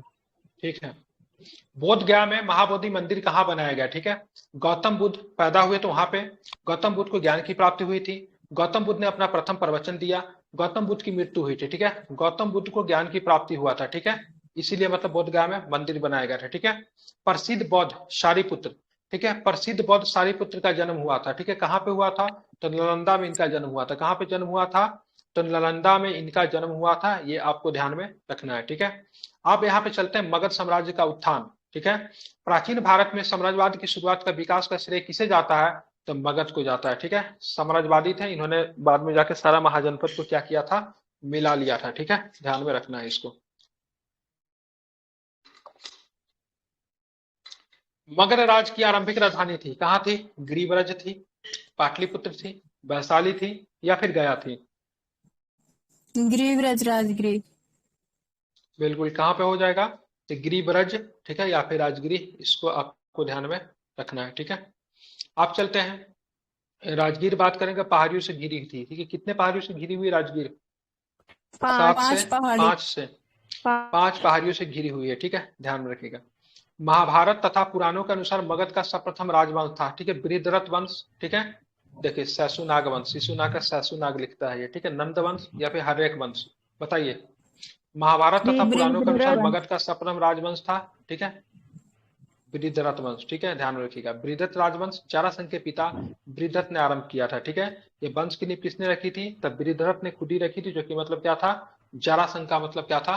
पिता था। ठीक है, मगध जनपद का संस्थापक कौन था? ठीक है, तो बृहद्रथ तथा जरासंध जो थे मगध जनपद के, ठीक है, क्या था? शुरू में मगध जनपद था, बाद में महाजनपद बन जाता है। ठीक है, तो ये मगध जनपद के संस्थापक जो है बृहद्रथ तथा जरासंध थे। ठीक है, ध्यान में रखिएगा। मगध साम्राज्य का वास्तविक संस्थापक की बात करेंगे तो बिंबिसार, जो कि हर्यक डायनेस्टी के थे। समय काल की बात करेंगे 544 ईसा पूर्व से 493 ईसा पूर्व तक की आपको देखेंगे। ठीक है, बात करते हैं आगे, ठीक है। बिंबिसार एवं अजातशत्रु किस वंश के थे? बिंबिसार एवं अजातशत्रु किस वंश के थे? हर्यक वंश के थे, शिशुनाग वंश के थे, नंद वंश के थे, उपयुक्त में से कोई नहीं, ठीक है। तो हर्यक वंश के थे। किस वंश के थे? हर्यक तो वंश। हर्यक वंश के थे, ठीक है, ध्यान रखेंगे। बिंबिसार को श्रेनिक तथा अजातशत्रु को कुनिक कहा जाता है, ठीक है। बिंबिसार महात्मा बुद्ध का मित्र था, ठीक है, महात्मा बुद्ध का मित्र था और इसके रिश्ते थोड़ा महावीर स्वामी से भी थे, ठीक है। तब दोनों का समकालीन थे, ठीक है। बिंबिसार को सैनिक या फिर सैनिक क्यों कहते थे बिंबिसार को? अस्थाई रखने का ना, बिल्कुल, अस्थायी सेना इंडिया रखने की या वजह से मतलब इनको सैनिक कहते हैं, ठीक है, ध्यान में रखिएगा, ठीक है। अजातशत्रु को कुनिक कहा जाता है। अगर मगध साम्राज्य का उत्कर्ष हुआ किसमें? तो बिंबिसार के शासनकाल में ही मगध साम्राज्य का क्या होता है? उत्कर्ष आपको देखने को मिलता है। बिंबिसार ने किस राजकुमारी से विवाह किया था? कौशल देवी से किया था, चलना से भी किया था, खेमा से भी किया था, तीनों से किया था। ठीक है, सारों से मतलब सभी से किए थे, ठीक है। तो बिंबिसार ने वैवाहिक संबंध द्वारा अपनी स्थिति सुदृढ़ की। कौशल देवी कौशल से, खेमा पंजाब की राजकुमारी थी तथा चलना बज्जी सिंह की राजकुमारी थी, सारे से इसने विवाह कर रखे थे, ठीक है। बिंबिसार ने ब्रह्मदत्त को पराजित कर कौन सा राज्य जीता? ठीक है, तो अंग को जीता, ठीक है, ध्यान रखिएगा, अंग। तो बिंबिसार ने ब्रह्मदत्त को पराजित करके कौन सा राज्य जीता? तो अंग को जीता, याद रखिएगा। हर्यक वंश का दूसरा शासक कौन था? तो बिंबिसार का बेटा हो जाएगा अजातशत्रु, जो कि हर्यक वंश का दूसरा शासक था। अजातशत्रु 493 से 461 ईसा पूर्व में अपने पिता बिंबिसार की हत्या करके सत्ता प्राप्त कर ली, ठीक है, ध्यान में रखना है। उसके बाद बात करते हैं राजगीर में दुर्ग तथा स्तूप की स्थापना मगध के किस शासक ने की? ठीक है, तो अजातशत्रु ने, ठीक है, ध्यान में रखिएगा, अजातशत्रु ने, ठीक है। तो राजगीर में दुर्ग तथा स्तूप की स्थापना, ठीक है, मगध के किस शासक ने की थी? ठीक है, अजातशत्रु ने, ठीक है। बज्जी संघ के लिच्छवियों को पराजित करने वाला मगध का शासक कौन था? ठीक है, तो अजातशत्रु, ठीक है, ध्यान रखें, अजातशत्रु। बज्जी संघ के लिच्छवियों को पराजित करने वाला मगध का शासक कौन था? अजातशत्रु, ठीक है, ध्यान में रखेंगे, क्या नाम था? अजातशत्रु, ठीक है। तो बज्जी संघ के लिच्छवियों को किसने पराजित किया? अजातशत्रु ने। अजातशत्रु के साथ प्रेम संबंध के लिए चर्चित नर्तकी आम्रपाली कहाँ की थी? तो वैशाली की थी। कहाँ की थी? वैशाली की थी, ठीक है, ध्यान में रखिएगा। अजातशत्रु ने किस राज्य के साथ युद्ध में प्रथम रथ मुसल तथा महाशिलाकंटक नामक हथियारों का प्रयोग किया? तो लिच्छवी के साथ, ठीक है। अगर आपने बाहुबली फिल्म देखे थे तो इसी तरह के हथियार थे वो, ठीक है, वहां पे आपको दिख जाएंगे, ठीक है। बात करते हैं, वहां पे देखे थे ना, पत्थर फेंकने वाला बड़ा बड़ा था, एक महाशिला कंटक की बात करेंगे तो वो खटखट खटखट गर्दन उड़ाते थे, चक्री की तरह नाचते रहता है, यही हथियार था, ठीक है। प्रथम मगध साम्राज्य का उत्कर्ष किसमें? यह पूछा है, कई बार पूछा ये प्रश्न, ठीक है। तो ईसा पूर्व के 6ठी शताब्दी में आपको प्रथम मगध साम्राज्य का उत्कर्ष आपको देखने को मिलता है, ठीक है। आगे चलेंगे, पाटलिपुत्र नगर की स्थापना किसने की थी? तो जाहिर सी बात उदयन ने की थी। अजातशत्रु के बाद मतलब गद्दी पे कौन है? उदयन आता है। मगध की गद्दी पे बैठा उसने उदयभद्र भी कहा जाता है, ठीक है। किसने किया था सर? पाटलिपुत्र का नामकरण किसने किया था? जी जी, अच्छा, स्थापना तो पाटलिपुत्र, उदयन की थी। हाँ, स्थापना किया था उदयन, नामकरण किसने दिया था सर? चंद्रगुप्त मौर्य ने। जी नहीं पता, बताइए, चंद्रगुप्त मौर्य ने दिया था क्या? जी नहीं पता, इसलिए तो पूछ रहे हैं सर हम आपसे। क्या पता, पटना तो नाम तो शेरशाह सूरी ने दिया था, पाटलिपुत्र किसने दिया था नहीं पता। पता है क्या कि पाटलिपुत्र नाम किसने दिया था? मुझे तो नहीं पता, पाटलिपुत्र तो शुरू से ही था। पटना तो पूछता है, अजीमाबाद पूछता है किसने दिया था, अजीमाबाद बसाया था किसने, या फिर पटना किसने दिया था, सो तो प्रश्न है। पाटलिपुत्र का तो नहीं देखे, अगर है पता तो बताइए हमें भी। किस राजा ने पाटलिपुत्र को सर्वप्रथम मगध का राजधानी बनाया? ठीक है, तो उदयन ने बनाया, ठीक है, ध्यान में रखेंगे, ठीक है। हर्यक वंश का अंतिम शासक कौन था? ठीक है, नागदशक। हर्यक वंश का अंतिम शासक कौन था? तो नागदशक था, ठीक है। हर्यक वंश के उपरांत मगध पे किस वंश की सत्ता स्थापित हुई? ठीक है, शिशुनाग वंश की, ठीक है, क्या बोलते हैं? शिशुनाग वंश की, ठीक है, ध्यान में रखिएगा। शिशुनाग वंश का संस्थापक कौन था? तो शिशुनाग था, ठीक है। हर्यक वंश के बाद शिशुनाग आएगा। सर्वप्रथम मगध के किस राजा ने गिरिब्रज राजगुरु के अतिरिक्त वैशाली को भी अपने राजधानी बनाया? ठीक है, तो वो शिशुनाग था, ठीक है, ध्यान रखिए, वैशाली ले गया था राजधानी। तो सर्वप्रथम मगध के किस शासक ने गिरिब्रज, जिसको राजगीर कहते हैं, के अतिरिक्त वैशाली को भी अपनी राजधानी बनाया? तो कौन था? शिशुनाग था। तो अभी तक मगध के कई राजधानी हो गए, कौन कौन? गिरिब्रज पहला, उसके बाद पाटलिपुत्र, फिर से मतलब ये वैशाली भी बन जाएगा, ठीक है। और भी कोई राजधानी है क्या इनके अलावा मगध के? मगध के और भी कोई राजधानी है? नहीं, नहीं है, राजगीर ठीक है। बनता है, राजगीर से वैशाली, और नहीं, राजगीर से पाटलिपुत्र, पाटलिपुत्र से वैशाली, फिर पाटलिपुत्र, बस यही तो क्रम है। बिल्कुल यही क्रम है। किस शासक ने पाटलिपुत्र का पुनर्राजधानी बनाया? तब से मगध साम्राज्य की सर राजधानी जी पाटलिपुत्र ही उदयन रही। ही पाटलिपुत्र ने दिया था, पाटलिग्राम था ये पहले, नगर बनाया पाटलिपुत्र नाम दिया इस। ठीक है, मोबाइल को फ्लाइट मोड पे डाल के फिर से आइए, ठीक है, आवाज नहीं अच्छी आ रही है, ठीक है। द्वितीय बहुसंगीति का आयोजन किसके शासनकाल में हुआ था, या फिर डाटा समाप्त हो गया होगा, ठीक है। द्वितीय बहुसंगीति का आयोजन किसके शासनकाल में हुआ था? कलाशोक के शासनकाल में हुआ, ठीक है, ध्यान में रखिएगा, ठीक है। द्वितीय बहुसंगीति का आयोजन कहाँ पे हुआ? तो जानते हैं वैशाली में हुआ।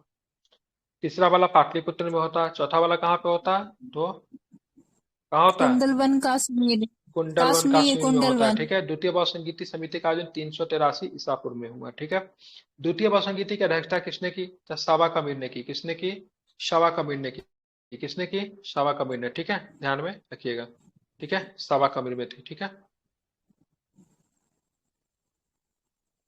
अब आगे चलते हैं, ठीक है। नंद वंश संस्थापक था। नंद वंश का संस्थापक तो जानते हैं महापद्म नंद जो था, नंद वंश का संस्थापक था। और अंतिम शासक घनानंद था।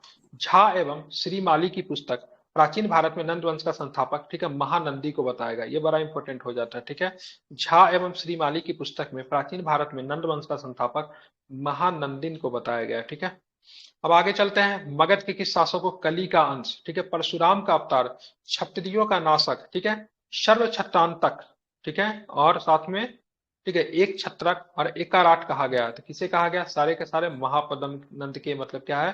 ये टाइटल है, ठीक है, उपाधि है। यह नंद वंश का सर्वाधिक प्रतापी शासक था, महापद्म नंद। नंद वंश का अंतिम शासक की बात करें, आप लोग जानते हैं घनानंद हो जाएंगे, अंतिम शासक हो जाएंगे, ठीक है। प्रथम बौद्ध संगीति का आयोजन किसके शासनकाल में हुआ था? तो ध्यान में रखिएगा, अजात शत्रु के शासनकाल में प्रथम बौद्ध संगीति का आयोजन हुआ था। इसको आपको क्या रखना है? ध्यान में रखना है। कब हुआ था? तो 483 ईसा पूर्व में हुआ था, ठीक है। दूसरा वाला 383 में, ठीक है। आगे चलते हैं। प्रथम बौद्ध संगीति का आयोजन कहाँ पे हुआ था? तो राजगृह गिरिव्रज में हुआ था, ठीक है, ध्यान में रखना है, ठीक है। प्रथम बौद्ध संगीति का अध्यक्षता किसने किया था? तो महाकश्यप ने किया था। किसने किया था? तो महाकश्यप ने प्रथम बौद्ध संगीति का अध्यक्षता किया था, ठीक है। बात करेंगे मगध साम्राज्य में कलिंग का विलय सर्वप्रथम किसने किया? तो ये महापद्म नंद ने किया था। किसने किया था? इंपॉर्टेंट हो जाता है, ठीक है। मगध साम्राज्य में कलिंग का विलय सर्वप्रथम किसने किया था? महापद्म ने किया था, ठीक है। इसको आप लोग अशोक के साथ न जोड़े, ठीक है, क्योंकि अशोक ने भी कलिंग पे क्या किए थे? आक्रमण किए थे। लेकिन सर्वप्रथम अगर पूछेगा कलिंग का विलय किसने किया, तो किसने किया? महापद्म नंद ने ही किया था, ठीक है। ये इंपॉर्टेंट है, इसको जरा आप लोग ध्यान में रखिएगा, ठीक है, इंपॉर्टेंट है, कई बार ये प्रश्न पूछा है, ठीक है, कंफ्यूजन की वजह से। आप चलते हैं निम्नलिखित में से, निम्नलिखित में से मगध का कौन सा राजा सिकंदर महान का समकालीन था? तो सिकंदर महान का समकालीन तो घनानंद ही हो जाएगा, क्योंकि इसी के राज्य पे आक्रमण करने वाला रहता सिकंदर। सिकंदर के आक्रमण के समय मगध का शासक घनानंद था, याद रखिएगा, ठीक है। निम्नलिखित में से किस राजा ने पाटलिपुत्र को बसाया था? तो पाटलिपुत्र को किसने बसाया? उदयन ने बसाया था, पता ही है आपको, ठीक है। मगध के शासक अजातशत्रु ने किसके आक्रमणों के प्रतिरोध में गंगा और सोन के संगम पर अवस्थित पाटलिपुत्र को सुरक्षित तथा किलों में सुजित किया, जो आगे चल के पाटलिपुत्र नगर बना, ठीक है। तो वो था वैशाली के बजियों के, ठीक है, वैशाली के बजियों के। तो मगध के शासक अजातशत्रु ने किसके आक्रमणों के प्रतिरोध में, ठीक है, मतलब उसके प्रतिक्रिया में गंगा और सोन के संगम पर अवस्थित पाटलिपुत्र को सुरक्षित तथा किलों के सुसज्जित किया, जो आगे चल के पाटलिपुत्र नगर बना, तो वैशाली के बज्जियों से, ठीक है, गलती लिखता है केवल। मौर्य साम्राज्य का संस्थापक कौन था? तो जानते ही है, क्या ही बात करूं उनके बारे में, जितना भी बात किया जाए कम है। भारत के प्रथम सम्राट में काउंट होते हैं, चंद्रगुप्त मौर्य, ठीक है। मौर्य साम्राज्य की राजधानी कहाँ थी? तो जानते ही पाटलिपुत्र हो जाएंगे, कोई दो राय नहीं। चंद्रगुप्त मौर्य ने मगध की सत्ता किसकी सहायता से प्राप्त की था? आपको पता ही है, ठीक है, क्या हो जाएंगे? चाणक्य मतलब विष्णुगुप्त की सहायता से, मतलब इन्होंने मगध की सत्ता को मतलब क्या किया था? प्राप्त किया था। इसको आपको क्या रखना है? ध्यान में रखना है, ठीक है। मौर्य साम्राज्य की स्थापना कब हुई? तो ये भी प्रश्न है। 320, कहीं कहीं पे 321 भी दिया रहा था, देख लीजिएगा, 320, ठीक है, कब होता है? तो 320 ईसा पूर्व में मौर्य साम्राज्य की स्थापना हुई थी, ठीक है। आगे चलेंगे। यूनानी दूत मेगास्थनीज किसके दरबार में पाटलिपुत्र आया था? तो ये आपको चंद्रगुप्त मौर्य के दरबार में आया था मेगास्थनीज, ठीक है। यूनानी दूत मेगास्थनीज जो कि सेल्कस निकेटर का मुख्यतः राजदूत था, किसके दरबार में मतलब पटना आया था? तो इसको याद रखिएगा, ठीक है, चंद्रगुप्त मौर्य के दरबार में मतलब पटना आया था, ठीक है। मेगास्थनीज पाटलिपुत्र आगमन कब हुआ? ठीक है, मेगास्थनीज का पाटलिपुत्र आगमन कब हुआ था? 315 ईसा पूर्व में मतलब हुआ था। कब हुआ था? तो 315 ईसा पूर्व में हुआ था, ठीक है, इंपॉर्टेंट है। मेगास्थनीज का पाटलिपुत्र आगमन कब हुआ? तो 315 ईसा पूर्व में हुआ था, ठीक है। चंद्रगुप्त मौर्य के दरबार में मेगास्थनीज को भेजने वाला शासक कौन था? चंद्रगुप्त मौर्य के दरबार में मेगास्थनीज को भेजने वाला शासक कौन था? तो सेलुकस था। कौन था? सेलुकस था, ठीक है, क्या नाम था? सेलुकस निकेटर, ठीक है। चलिए, किस शासक ने शासनकाल के मगध पे 12 वर्षों का भीषण अकाल पड़ा? बहुत वीवीआई क्वेश्चन। किस शासक के शासनकाल में मगध पे 12 वर्षों का भीषण अकाल पड़ा? अगर ये प्रश्न अगर आपसे पूछेगा तो क्या बताएंगे? तो चंद्रगुप्त मौर्य। क्या हो जाएंगे? चंद्रगुप्त मौर्य। ठीक है, इसको आपको ध्यान में रखना है। ठीक है, चंद्रगुप्त मौर्य का प्रधानमंत्री कौन था? तो चंद्रगुप्त मौर्य का प्रधानमंत्री तो आप लोग जानते हैं, वन एंड ओनली चाणक्य साहब हो जाएंगे। ठीक है, किससे मुक्ति दिलाने के कारण चंद्रगुप्त मौर्य को भारत का मुक्तिदाता कहा जाता है? ठीक है, तो यूनानियों से मुक्ति दिलाने के कारण, क्योंकि सेल्यूकस निकेटर को बहुत ही बुरे तरीके से पराजित किया था इन्होंने। ठीक है, तो यूनानियों से मुक्ति दिलाने के कारण भारत का मुक्तिदाता कहा जाता है, तो चंद्रगुप्त मौर्य को कहा जाता है। ये आपको क्या रखना है? ध्यान में रखना है। ठीक है, आगे बात करेंगे वह स्रोत जिसमें पाटलिपुत्र के प्रशासन का वर्णन उपलब्ध है। ठीक है, तो ध्यान में रखें, इंडिका। क्या हो जाएगा? इंडिका। ठीक है, वह स्रोत जिसमें पाटलिपुत्र के प्रशासन का वर्णन उपलब्ध है, तो कौन हो जाएगा? इंडिका हो जाएगा। ठीक है, इसको आपको ध्यान में रखना है। ठीक है, नंद वंश के पश्चात मगध पे किस राजवंश ने शासन किया? ठीक है, ध्यान में रखें, मौर्य। ठीक है, क्या हो जाएंगे? नंद वंश के पश्चात मगध पे किस राजवंश ने शासन किया? तो मौर्य हो जाएंगे। ठीक है, क्या हो जाएंगे? मौर्य हो जाएंगे। ठीक है, मेगास्थनीज की पुस्तक का नाम बताइए। मेगास्थनीज का पुस्तक का नाम क्या है? तो इंडिका हो जाएगा। ठीक है, पता ही आप लोगों को। अर्थशास्त्र के लेखक कौन है? तो आसान प्रश्न है, कौटिल्य हो जाएंगे। ठीक है, उसके बाद कौटिल्य के अन्य नाम चाणक्य और विष्णुगुप्त था। ठीक है, ये भी आपको ध्यान में रखना है। ठीक है, चंद्रगुप्त मौर्य के क्या थे? तो ये प्रधानमंत्री थे, इतना आपको ध्यान में रखना है। आगे चलेंगे, पाटलिपुत्र की शासन व्यवस्था का विस्तृत वर्णन किस विदेशी यात्री के वृत्तांत में आपको मिलता है?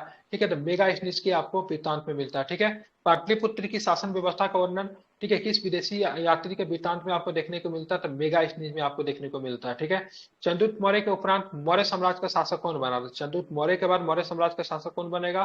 तो बिंदुसार बनेगा। कौन बनेगा? जो कि उसका पुत्र था। बिंदुसार के बाद कौन बनेगा? तो कुछ दिन तक तो वैकेंट रहता है, 4 वर्षों तक। ठीक है, उसके बाद मतलब अशोक बनेंगे। ठीक है, पता ही आपको। ठीक है, किस मौर्य शासक के दरबार में आजीवक भविष्यवक्ता, ठीक है, पिंगली वत्स रहता था? ठीक है, तो ये बिंदुसार के दरबार में रहते। किनके दरबार में रहते थे? बिंदुसार के दरबार में रहते। ठीक है, किस मौर्य शासक के दरबार में आजीवक भविष्यवक्ता पिंगल वत्स रहते थे? तो ये बिंदुसार के दरबार में रहते थे। पिंगल वत्स ने अशोक के बारे में भविष्यवाणी की थी कि वह महान राजा बनेगा। ठीक है, अगर पूछेगा अशोक के बारे में किसने भविष्यवाणी की थी वह एक महान राजा बनेगा, तो उनका नाम क्या था? पिंगल वत्स। क्या नाम था उनका?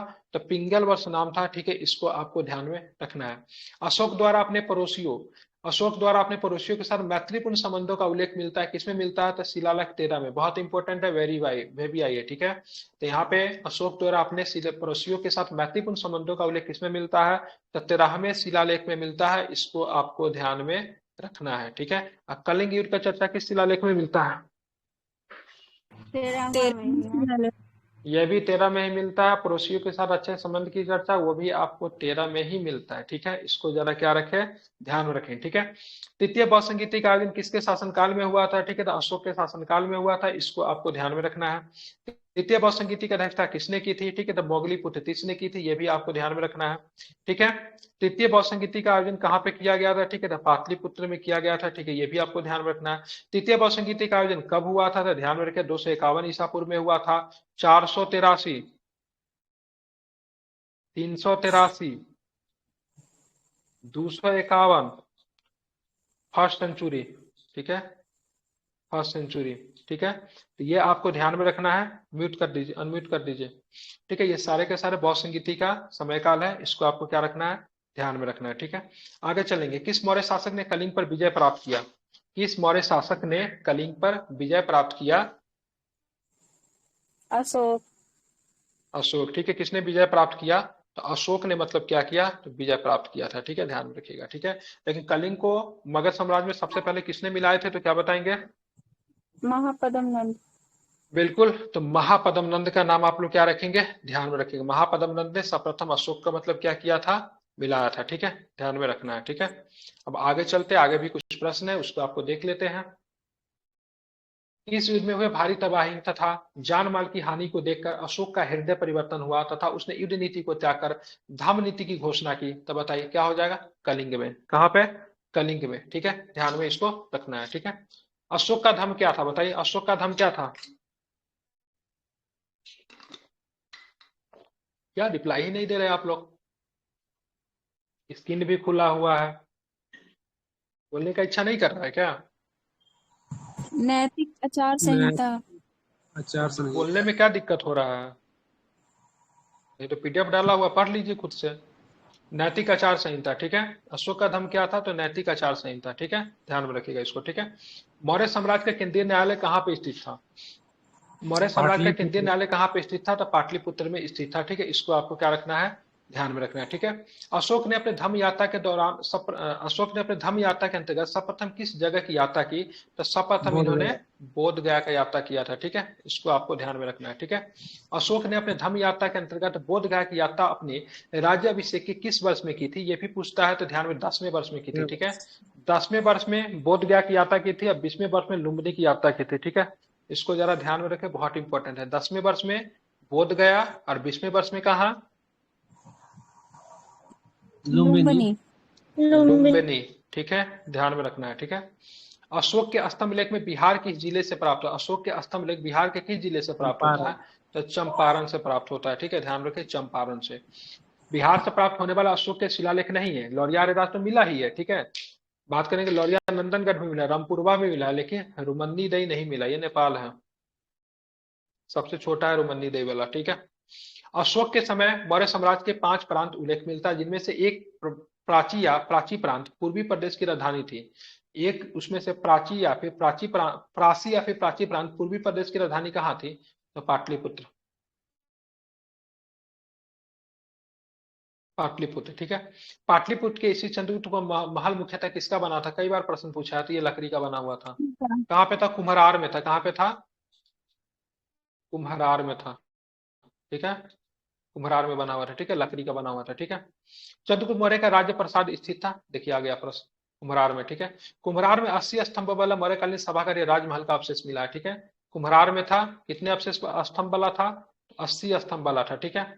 किस विद्वान ने चंद्रगुप्त मौर्य के राजप्रसाद में कहा कि इसकी शान शौकत का मुकाबला न तो सूसा नहीं मतलब बेतना कर सकते थे? एरियन ने कहा। किसका स्टेटमेंट है? तो एरियन ने कहा, ठीक है। न तो इसकी राज प्रसाद के बारे में शान शौकत का मुकाबला न तो सूसा न तो बेतना कर सकते, ठीक है। दोनों के दोनों बाहर के शासक है, ठीक है। आगे चलेंगे तो चंद्रगुप्त मौर्य के राजप्रसाद के बारे में किसने कहा था? यह प्रसाद मानव कृति की नहीं वरन देवों द्वारा निर्मित है, तो यह फाहियान का स्टेटमेंट है। किसने कहा था? तो यह प्रसाद, सॉरी, यह प्रसाद, प्रसाद का मतलब राजमहल होता है, ठीक है। यह प्रसाद मानव कृति नहीं वरन देवों द्वारा निर्मित है, तो यह स्टेटमेंट किसका है?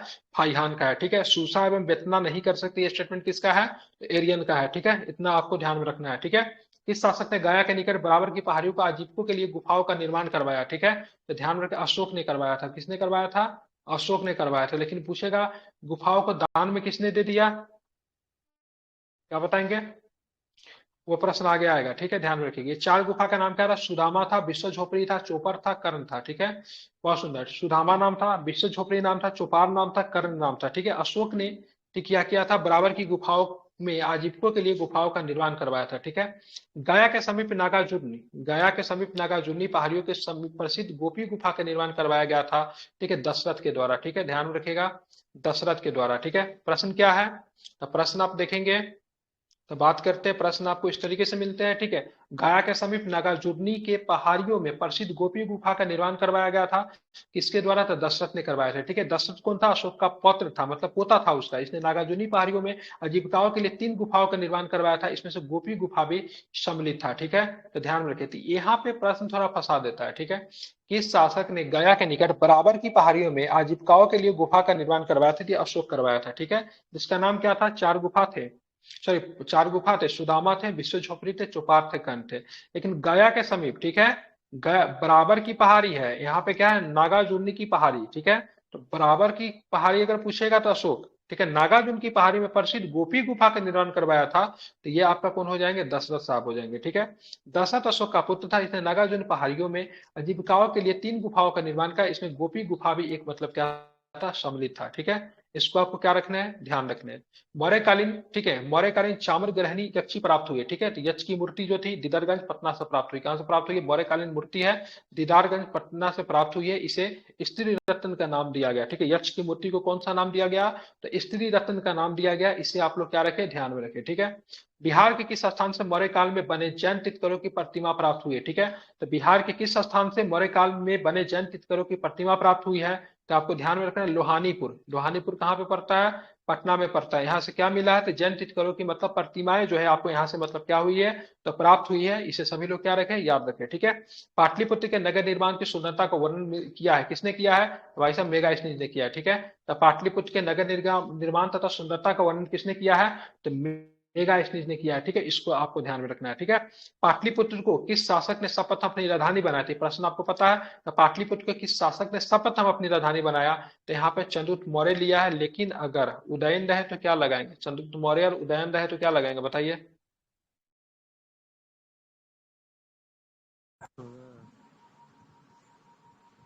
क्या लगाएंगे? उदयन लगाएंगे। ठीक है, उदयन तब लगाइएगा, ठीक है। अशोक के शासनकाल में तो बौद्ध बाद में सभा, आया था ना। हाँ उदयन बाद में कैसे आएगा? हर्यक वंश का शासक था तो उदयन, मगध, अच्छा मौर्य मगध बाद में आएगा ना। Sorry sorry sorry. पहले अशोक के शासनकाल में बौद्ध सभा किस नगर में आयोजित की गई थी? ठीक है, तो अशोक के शासनकाल में बौद्ध सभा की बात करेंगे, किस नगर में आयोजित की गई थी? तो पाटलिपुत्र में, ठीक है। इसके शासनकाल में मिस्र के राजा फिलाडेल्फस टॉलमी द्वितीय ने, ठीक है, देखिए क्या लिखा है, ये गधा है लगता है छापने वाला, डायनोसियस पे डियानिसियस लिखा है, ठीक है, नामक राजदूत को पाटलिपुत्र भेजा था, ठीक है, बिंदुसार। ये सबके किताब में है कि हम नकली किताब खरीद के लिया है? सो बताइए, आज ही हम खरीद के लाए इसको। इस तरह की अशुद्धि सब किताब में है। हम तो डायनेसियस कहीं भी लिखा हुआ नहीं देखा, डायनेसियस होता है, ठीक है। सब जगह हिंदी गलत लिखा हुआ है, ठीक है। और कहीं पे हिंदी में अशुद्धि अगर देखता हूं तो मुझे बहुत गुस्सा आता है, क्यों ना क्यों, ठीक है। किस विद्वान के अनुसार चंद्रगुप्त मौर्य ने पालीब्रोथस पाटलिपुत्र उपनाम धारण किया? ठीक है, तो क्या हो जाएगा? एस्टर्बो। तो ये चंद्रगुप्त मौर्य को पालीब्रोथस का उपनाम से भी जानते थे, इसको पाटलिपुत्र कहते थे, ठीक है। ये एस्टर्बो के अनुसार ये बातें कही गई है, ध्यान रखिएगा। यूनानी दूत, ठीक है, डिमोलिक्सस का आगमन मगध के किस शासक के काल में हुआ? ठीक है, तो यूनानी दूत, ठीक है, डिमोलिक्सस, ये कौन था? ये भी उल्टा लिख दिए हुआ है कि ये कोई था? लिख दिया है सर जी। कोई बोले पूरा इतिहास पढ़ गए, ये नाम हमको आज तक नहीं मिला, डिमोलिक्सस। डायमेकस आया था इसका ना। पीडीएफ देखते हैं मेरा माथा घूम जाता है। इसका फोन नंबर है तो इसको थोड़ा खरी खोटी थोड़ा सुनाया जाए, ठीक है। ये डिमोलिक्सस लिखा है, बताइए तो। ये तो आदमी को आते हुए भी गलती करेगा, बोलेगा नहीं बिंदुसार के समय तो डायमेकस आई सर थी, ये जी तो होगा नहीं, बीपीएससी इसी को सही मानता है, वो क्वेश्चन छाप देता है यहाँ से, ठीक है, पैसा देता होगा ये, ठीक है। क्या होगा? बिंदुसार, ये डायमेकस है एक्चुअली में, ठीक है। चलिए, केवल वह स्तंभ जिसमें अशोक ने स्वयं को मगध का सम्राट बताया है, तो ये भारवू है, ठीक है। क्या है? भारवू है, ठीक है। बराबर की गुफाओं का उपयोग किसने आश्रय गृह के रूप में किया था? अजितकाओ ने किया था, पता ही है। अशोक की राजधानी कहाँ थी? ये बहुत टफ क्वेश्चन है, किसी को नहीं आता होगा। पाटलिपुत्र। मौर्य काल में पाटलिपुत्र का प्रशासन 30 नागरिकों की, ठीक है, मौर्य काल में, ठीक है, पाटलिपुत्र का प्रशासन, ठीक है, 30 नागरिकों की सभा संचालित करती थी, जो 5-5 सदस्यों की 6 समितियों में संगठित थी। यह कथन किसका था? तो ये मेगास्थनीज साहब कह के जाते हैं। मौर्य प्रशासन के संबंध में कौन सा कथन सही है? ठीक है, ये केंद्रीयकृत था, ठीक है, बिल्कुल केंद्रीयकृत है, करों का बोझ अधिक था, ठीक है, प्रशासन का तंत्र कठोर था, सारे के सारे स्टेटमेंट क्या है आपके? सही है, ठीक है। विकेंद्रीकृत नहीं था, केंद्रीयकृत था, इसको आपको क्या रखना, ध्यान में रखना है, ठीक है। अशोक के स्तंभ, अशोक के संबंध में कौन सा कथन सही है? उसने धर्म विजय की नीति अपनाई, ठीक है, उसने विदेशों से संबंध स्थापित किए, ठीक है, तो रामाभिलेख में भी मिलते हैं। उसने प्रजाहित और कल्याण के उपाय किए, ठीक है। सारे के सारे कथन क्या है आपके? सही है, ठीक है, ध्यान में रखेंगे, सारे का स्टेटमेंट सही है, ठीक है।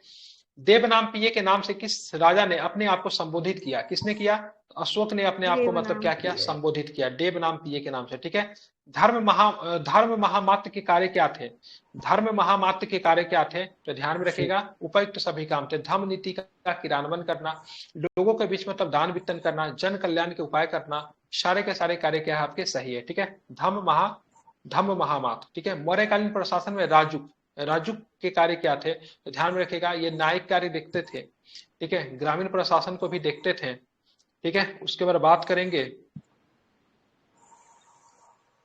उसके बाद बात करते हैं, ठीक है। तो राजस्व विभाग का कार्य देखते थे या फिर सारे कार्य दिखते थे, तो सारे कार्य ये देखते थे, ठीक है, ध्यान में रखिएगा। मौर्यकालीन विद्वानों में किनका नाम आता है? कौटिल्य का नाम आता है, बिल्कुल। पाणिनि का नाम आता है, बिल्कुल, ठीक है। उपावर्ष का नाम आता है, बिल्कुल, इनका भी नाम आता है। तीनों के तीनों विद्वान जो थे मौर्यकालीन विद्वान थे। मौर्यकालीन स्थापत्य के सुंदर उदाहरण क्या है? ठीक है, पाटलिपुत्र राजप्रसाद के अवशेष, दीदारगंज के यक्षी की जो मूर्तियां जिनको स्थिर रत्न का नाम दिया गया है, या फिर बराबर की गुफाएं, या फिर मतलब बात करेंगे राजगीर की सोन भंडार की गुफाएं। तो बोला मौर्य काल स्थापत्य के सुंदर उदाहरण की बात करेंगे तो 1 2 3 हो जाएंगे, ठीक है। राजगीर की सोन भंडार की गुफा जो है नहीं थे, ठीक है, ध्यान रखिएगा। बाकी पाटलिपुत्र स्थित राजप्रसाद के अवशेष, दीदारगंज के यक्षी, ठीक है, बराबर की गुफाएं, सारे के सारे प्रश्न क्या है अपने आप में क्या है, सही है, ठीक है। अशोक के धम्म नीति की जानकारी मिलती है, कहां से मिलती है अशोक की धम्म नीति की जानकारी? बताया जा रहा हमें नौवा शिलालेख। बिल्कुल, ठीक है, कहां से मिलती है? तो अशोक के धम्म नीति की जानकारी द्वितीय स्तंभ लेख से मिलती है, 7वें शिलालेख से मिलती है, और द्वादश शिलालेख से मिलती है, सभी जगहों से मिलती है, ठीक है, ध्यान में रखिएगा, ठीक है। कहां से मिलती है? तो सभी जगह से मिलती है, ठीक है। आगे चलेंगे, 58 नंबर प्रश्न देखते हैं, बहुत सुंदर प्रश्न है, देखिएगा जरा। अशोक ने किस शिलालेख में दान और धम्म दान के अंतर को स्पष्ट किया है? दान और धम्म दान के अंतर को स्पष्ट किया है, किस शिलालेख में किया है? तो नवम शिलालेख में किया है। किसमें? तो नवम शिलालेख में इसका उल्लेख किया है, ठीक है, ध्यान रखेंगे। मौर्य साम्राज्य के पतन में कौन सा राज्य शामिल नहीं है? ठीक है, मौर्य साम्राज्य के पतन में कौन सा राज्य शामिल नहीं है? ठीक है, मौर्य साम्राज्य के पतन में कौन सा कारण शामिल नहीं है? सॉरी, मिस्टेक, ठीक है, आर्थिक संकट कारण शामिल नहीं है, ठीक है, ध्यान रखिएगा। आप चलते हैं मौर्योत्तर काल। मौर्योत्तर काल का मतलब ये होता है तो मौर्य काल के बाद बिहार, मौर्य काल के बाद बिहार, ठीक है। इसके भी प्रश्न को थोड़ा देख लेते हैं, फिर सबसे स्क्रीन बंद करके पूछेंगे, ठीक है। मौर्य साम्राज्य के उपरांत, मौर्य साम्राज्य के उपरांत मगध पे किस वंश का शासन स्थापित हुआ? तो देखेंगे शुंग वंश का शासनकाल आपको देखने को मिलता है। अंतिम शासक जो था क्या नाम था जिसकी हत्या पुष्यमित्र शुंग ने कर दी थी? देवियों और सज्जनों, बताइए क्या नाम था अंतिम शासक का? क्या? हाँ, ठीक है, उसकी हत्या किसने कर दी थी? पुष्यमित्र शुंग ने कर दी थी। 185 से लेकर 75 ईस्वी तक, ठीक है, लगभग कितने सालों तक? 110 वर्षों तक आपका चलेगा शुंग वंश, ठीक है। शुंग वंश का संस्थापक कौन था? तो one and only Pushyamitra Shunga, ठीक है। ब्राह्मण धर्म को बढ़ावा दिया इसने, ब्राह्मण था भी। पुष्यमित्र शुंग का शासनकाल 185 से लेकर 149 ईसा पूर्व तक रहा था। टोटल 185 से लेकर 75 तक चलेगा शुंग, जिसमें से 185 से 49 तक लगभग मतलब वही लगभग 34-35 वर्षों तक मतलब यही आपको शासक दिखेंगे पुष्यमित्र शुंग। किस शुंग शासक ने पाटलिपुत्र में स्थित, ठीक है, कुक्कुटराम बिहार को 3 बार नष्ट करवाने का प्रयत्न किया? ठीक है, तो ये इस पे इल्जाम लगता है, ठीक है। बहुत सारे बोलते भाई साहब नहीं किया, बहुत सारे बोलते नहीं इसने किए थे, क्योंकि मुख्यतः बौद्ध धर्म से इसको परेशानी थी, ठीक है। तब पुष्यमित्र ने ब्राह्मण धर्म को पुनः उदार बौद्ध धर्म के साथ उत्पीड़क और आक्रामक व्यवहार किया। किसने? तो पुष्यमित्र शुंग ने। पाटलिपुत्र में स्थित, ठीक है, कुक्कुटराम महाविहार को 3 बार नष्ट करवाने का प्रयत्न किया था, ठीक है। पाटलिपुत्र पर यवन डेमेट्रियस का आक्रमण किस वंश के शासन में प्रारंभ हुआ? तो ध्यान रखें, शुंग वंश। क्या हो जाएगा? शुंग वंश। क्या हो जाएगा? शुंग वंश। पाटलिपुत्र पर यवन डेमेट्रियस का आक्रमण किस वंश के शासन के समय हुआ? ध्यान रखेंगे, शुंग वंश, ठीक है। चलिए, पाटलिपुत्र पर डेमेट्रियस का आक्रमण हुआ था, कब हुआ था? 150 ईसा पूर्व में, ठीक है, 185 ईसा पूर्व में, ठीक है। मगध में प्रथम ब्राह्मण राज्य स्थापित किया था, कब किसने किया था? तो पुष्यमित्र शुंग ने, ठीक है, पुष्यमित्र शुंग ने, ठीक है। शुंग वंश के पतन के बाद मगध पर किस वंश का शासन स्थापित हुआ? तो शुंग वंश के बाद भाई साहब यहाँ पे कण्व वंश के शासक आएंगे, इसका फाउंडर जो होंगे वासुदेव होंगे, ठीक है, ध्यान। 75 ईसा पूर्व से 30 ईसा पूर्व तक चलेगा कण्व वंश। कण्व वंश का संस्थापक कौन था? ध्यान में रखिएगा, वासुदेव, जो कि मैंने अभी बताया आपको। शुंग वंश का अंतिम शासक देवभूति था, ठीक है। सब वंश का प्रथम शासक और अंतिम शासक याद रखे, प्रथम शासक नहीं भी याद है तो अंतिम शासक तो याद ही रखे, ठीक है, क्योंकि अंतिम शासक से प्रश्न कई बार पूछा है, ठीक है। तो शुंग वंश का अंतिम शासक देवभूति की हत्या उसके सचिव वासुदेव ने मगध पे कण्व वंश की नींव डाली। कण्व वंश की सत्ता समाप्त की, किसने समाप्त की? तो आंध्र सातवाहनों ने, ठीक है। कण्व वंश की सत्ता किसने समाप्त की? तो आंध्र सातवाहनों ने इनकी सत्ता को समाप्त कर दिया। कण्व वंश के उपरांत पाटलिपुत्र पर कुछ समय के लिए किस वंश के राजाओं ने शासन किया? ठीक है, तो मित्र वंश। ये कौन सा वंश था भाई? ठीक है। कण्व वंश के उपरांत पाटलिपुत्र कुछ समय के लिए किस वंश के राजाओं ने शासन किया था? मित्र वंश। मुझे नहीं जानकारी इस वंश के बारे में, ठीक है। शुंग, इसके संस्थापक कौन थे मित्र वंश के? पता है क्या किन्हीं को? मित्र वंश, मैंने तो पहला बार सुना ये वंश। सब आदमी शांत, मतलब नहीं पता है। चलिए, शुंग कला के उत्कृष्ट नमूने बिहार के किस स्थान सर से प्राप्त? नाम ही नहीं सुना है इसके पहले तो, मित्र वंश का कोई बुक में भी नहीं पढ़ा हुआ है। ये अलग किताब है, ठीक है। ये कहाँ से निकला पता है? समुद्र के गहराई से 6000 फीट नीचे जाएगा तो प्रिंटिंग प्रेस है, वहां पे इम्तियाज अहमद, ठीक है। और क्या नाम है इनका? एक नाम और भूल गए, एक और की कोई नाम था, ठीक है। शायद समुद्र रजनीश मंथन से कुमार। आया होगा। समुद्र मंथन से किताब निकला है, ठीक है। ये शुंग कला में उत्कृष्ट नमूने बिहार के किस स्थान से प्राप्त हुए हैं? ठीक है, तो बोध गया से। कनिष्क ने पाटलिपुत्र के किस बौद्ध विद्वान को अपने दरबार में प्रश्रय दिया था? कनिष्क ने पाटलिपुत्र के किस बौद्ध विद्वान को अपने दरबार में प्रश्रय दिया था? तो उनका नाम था अश्वघोष। इसने बुद्ध चरित लिखा था, जो कि मतलब बौद्धों का रामायण कहते हैं, जो कि मतलब मुख्यतः संस्कृत में लिखा गया था, ठीक है। ध्यान में रखिएगा, पूछता है प्रश्न। कनिष्क पाटलिपुत्र के राजा का बुरी तरह से परास्त किया तथा हरजाने के रूप में यहाँ से अश्वघोष बुद्ध का, ठीक है, भिक्षा पात्र तथा एक अद्भुत मुर्गा ले गया। क्या बात है। तो क्या क्या था? कनिष्क ने पाटलिपुत्र के राजा को बुरी तरह से मतलब क्या क्या परास्त किया, ठीक है, तथा हरजाने के रूप में यहाँ से मतलब अश्वघोष को उठा के ले गया, साथ में बुद्ध का भिक्षा पात्र को भी उठा के ले गया, साथ में एक अद्भुत मुर्गा उठा के ले जाता है, ठीक है। ध्यान रखिएगा, बहुत सुंदर। मगध पर शासन करने वाले राजवंश का सही क्रम क्या है? ठीक है, तो सबसे पहले हर्यक आएगा, हर्यक के बाद शिशुनाग आएगा, शिशुनाग के बाद नंद आएगा, नंद के बाद मौर्य आएगा, मौर्य के बाद शुंग आएगा, शुंग के बाद क्या आएगा? कण्व आएगा, कण्व के बाद मतलब आंध्र सातवाहन साथ आ जाते हैं। आंध्र सातवाहन, सॉरी क्या नाम था उसका? मित्र। सर मित्र वंश जो था ना, ये विशेषतः मथुरा का शासक था। इसमें गौमित्र, गौमित्र द्वितीय, ये सब आते थे। गौमित्र मित्र वंश के संस्थापक थे।